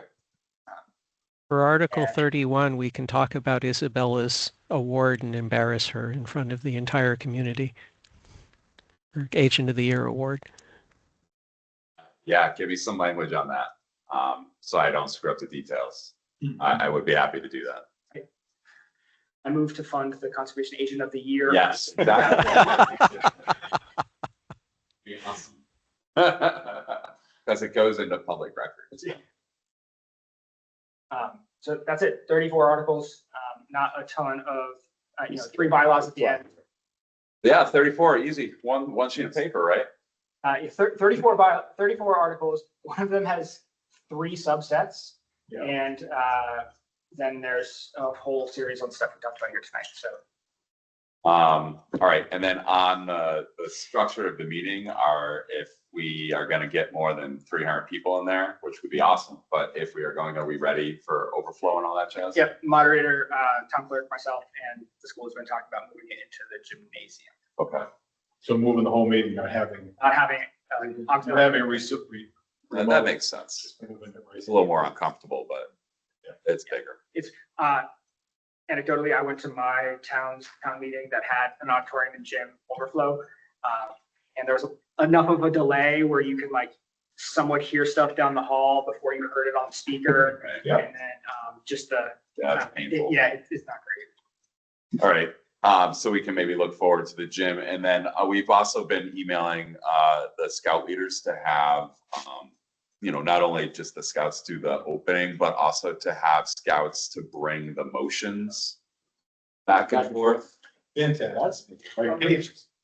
So thank you to Carl for that suggestion, and the scout leaders have donated some is to help us out there. So that'll mean the moderator can stay where he is and the clerk can stay where she is, and we can just have them shuffle the papers for us. So that's not really a huge operational efficiency, but it is better than the methodology we had before. It helps them get a community citizenship in the community merit badge. Will require us to do it too. So that's all I have on the warrant. I wanted to make sure that nothing was a surprise, either being on or off. We don't have to vote or anything, right? No, the warrants are getting closed. All this is on it. And then we'll just print it and go. All right, anybody have anything else on the warrant they want to chat about? All right. Town administrators report. Yeah, so I don't have a ton on this. Anything going on? Done. Yeah, but budget and town meeting and all this. I will say, we had a meeting with CMRPC on safe streets and Vision Zero recently. I referenced it earlier when talking about a traffic study. So they actually got a bunch of new traffic monitoring gear that's being calibrated like this week or something. So they're gonna be out here shortly. Just as part of the very, very big year, this is something. So that was with a lot of stakeholders looking at problem areas in town, how we can, some ideas on improvements for pedestrian safety, driver education, things like that. So they're doing a region-wide report. We'll get a draft of it. So are they usually this responsive? Like, cause that was really out of the blue. I knew you guys were talking. I did not expect any input from them. And all of a sudden they're like, oh yeah, we found some studies. Here you go. So that's just an abnormality for them. I mean, they're usually responsive in terms of like getting back to me in terms of delivering on stuff. I don't know. All right. I think they were pretty excited that there was so much Going on for traffic involved. wise. Yeah, because we had a lot of people at the meeting and I thought there were a lot of good questions, and Okay. I don't think they get the same kind of response typically. All right. So. Yeah. I mean, it made me happy. So I was not expecting it. So. Okay. And we're, lastly, in Kat's in her, second week here, really taken off a lot of stuff, done a lot of work to wrap up our annual town report stuff. Yeah, I mean, I've spending a lot of my time with you guys. Oh, I met with, the Upton town administrator as well, or town manager, I guess, as well. So hopefully we can have a similarly close, budget and operational relationship with the previous town manager. I'm confident we will. That's all I got. Any insight on town hall negotiations? They're going to be a lot longer. Obviously, they're not in the budget, right? We have a salary reserve because they're not in the budget. We met today for about 2 hours. And without, negotiating in public, we made progress on a lot of non-financial items. So we've got 2 more sessions scheduled. Moving along. I'm hoping we'll be done before town meeting, but before fiscal year start. Okay. All right. Next meetings. Do we need another meeting before annual town meeting? So there is the May 6th. There is one meeting before. I should have split those bullets. So there is May 6th, but there are 2 additional. There are April 22nd and 29th before we got 5 Wednesdays in April. Yeah, 5. Are we thinking about having a third meeting? What would we be talking about? I put that on here, not sure if we were going to actually get to Cemetery Street finality tonight. I said we would in a half an hour. So the second part was wrong. So I wasn't sure about that. So I don't think the board does. Does everybody feel confident on warrant language, budget? The one question is whether there could be some information session that wouldn't necessarily have to be the whole board, but I know, Yeah. I heard from someone about like Grafton has a forum coming up, actually like two forums. So Yeah, I mean, I could commit to, personally doing something on the 29th about that, but I haven't really thought much about, I mean, other than what you mentioned to me, I haven't really thought what that format would look like, nor have I talked to anybody about it, but Is the Grafton, I know you said blank, I did look at it. So Grafton's a municipal school district. Is their override school driven? And so theirs is, yeah, I think someone sent me the, yeah, it's, I think it's, they have, I don't know, chair or representative from their select board, finance committee and school committee. And I imagine, so they're, you know, school, yeah, staff. So, yeah, where did it go? And I thought that it was a great idea. I just don't, I don't. Not sharing. Yeah, so I know there had been an informal information session that was in 2021, when we had that, there was that question of the override. And so there was like, that was not an official meeting of the town. Like members of committees invited to that to get information on that budget that 1 year.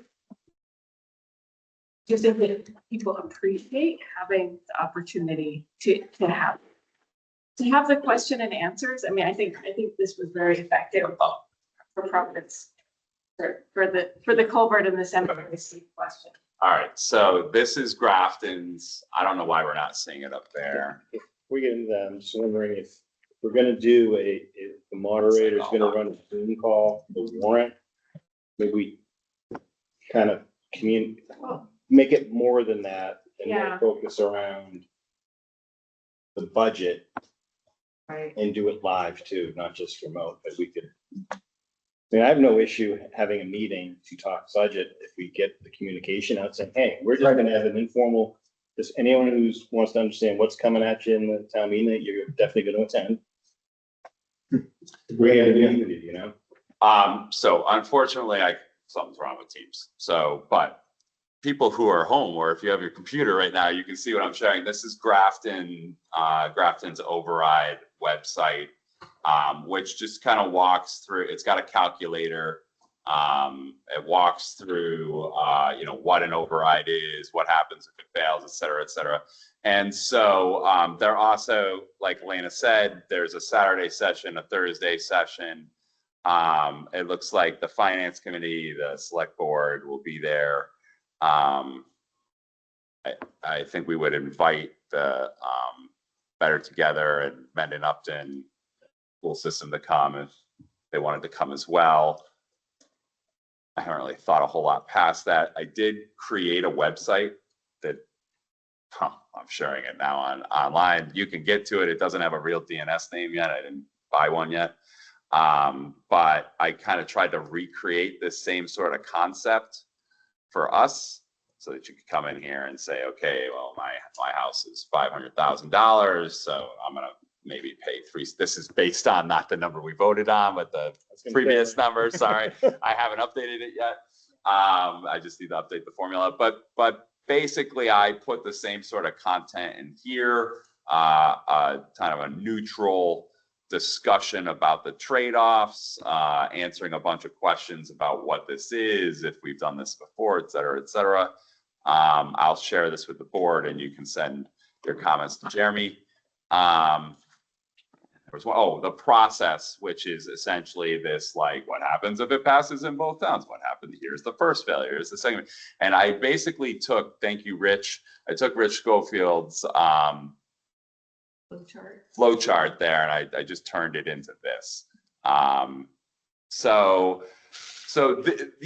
This information is important. I don't know exactly how to get people to read it. I know that we were able to email a bunch of people and post to Facebook and stuff about the Providence culvert. Through that, we got about 400 individuals from town or from somewhere to visit from a little phone bank in the corner of Taiwan. But it was like, somewhere in the believe it or not, it's like 8% of the traffic, spam. But somewhere in the 300 to 400 range of residents. I think that's pretty good. If we could just get that same information out to that number of residents virtually, then I assume then also we could do maybe some portion of that here in person. I think though the big question I have is, like, we have all this information, we can keep info dumping everybody. what would we want to accomplish? Is that what we're trying to accomplish, is just the knowledge transfer? Well, the opportunity for people to ask questions and give input. So, And I think understand the reasoning. I mean, we are funding this budget completely different than we have in years past. We're literally using one, people say one-time funds. The more opportunity we get to explain in context, the nuance around that and the plan behind payback, which may not be readily available within the context of the floor discussion. I think that's the more we can explain the funding mechanisms and, basically allay any fears or concerns, because it makes all the sense in the world. I think the better off we are. All right, then I'd like to do that last Wednesday. It's like a semi-optional meeting for it. Invite a whole bunch of people to it. Yeah. And put it on social media, put it on the website. I'll get this website more official in the next week or so. I think it's good for like showing goodwill and cooperation, transparency. Bring So coffee up. even if we don't have a lot of people. Notice I didn't bring my coffee today. It's a great dry run too. Opportunity to invite. Okay, yeah. One comment on this, the flow chart. Yeah. Can we look at it from the perspective of both the school and the town? Right now, I think it's town centric. Like it doesn't Yeah. say what happens. Absolutely, we can do that. I don't know what that looks like, but I figure it out. Here, resolve, no further action required, but the school doesn't get their budget. That little piece Oh, out so of it. Yeah, that's not. you want me to say all the words? Yeah. All right, I got it. All the words. I'm making notes here, 6:30 on Wednesday, the 29th, or do you want to do later? I think the usual time is helpful. Yeah, it's helpful. Later, I do not think it's helpful. Right. That's my sanity. Really only 9:40. Sorry, I feel like it's later than that. Feels like it doesn't. Only 9:40? Our meeting. Well, I I'm trying really hard. feel All right. like- Yeah. All right, well, so yeah, I think we said everything we need, right? Like, so we'll have that session. I'll dedicate more time to the digital portion of it. We'll work with Jeremy to invite all the right people. Do you have the Better Together? Like Stronger together. Stronger Together? Yeah, sorry, Better Together is like a corporate saying, right? I mean, like, I just, we need to find their contact info. I think probably find them on social yeah, media, yeah. right? And just find who wants to And it come was, and yeah, chat. like Kim Stover introduced herself Mhm. yesterday. So like she'd be a good point person. All right.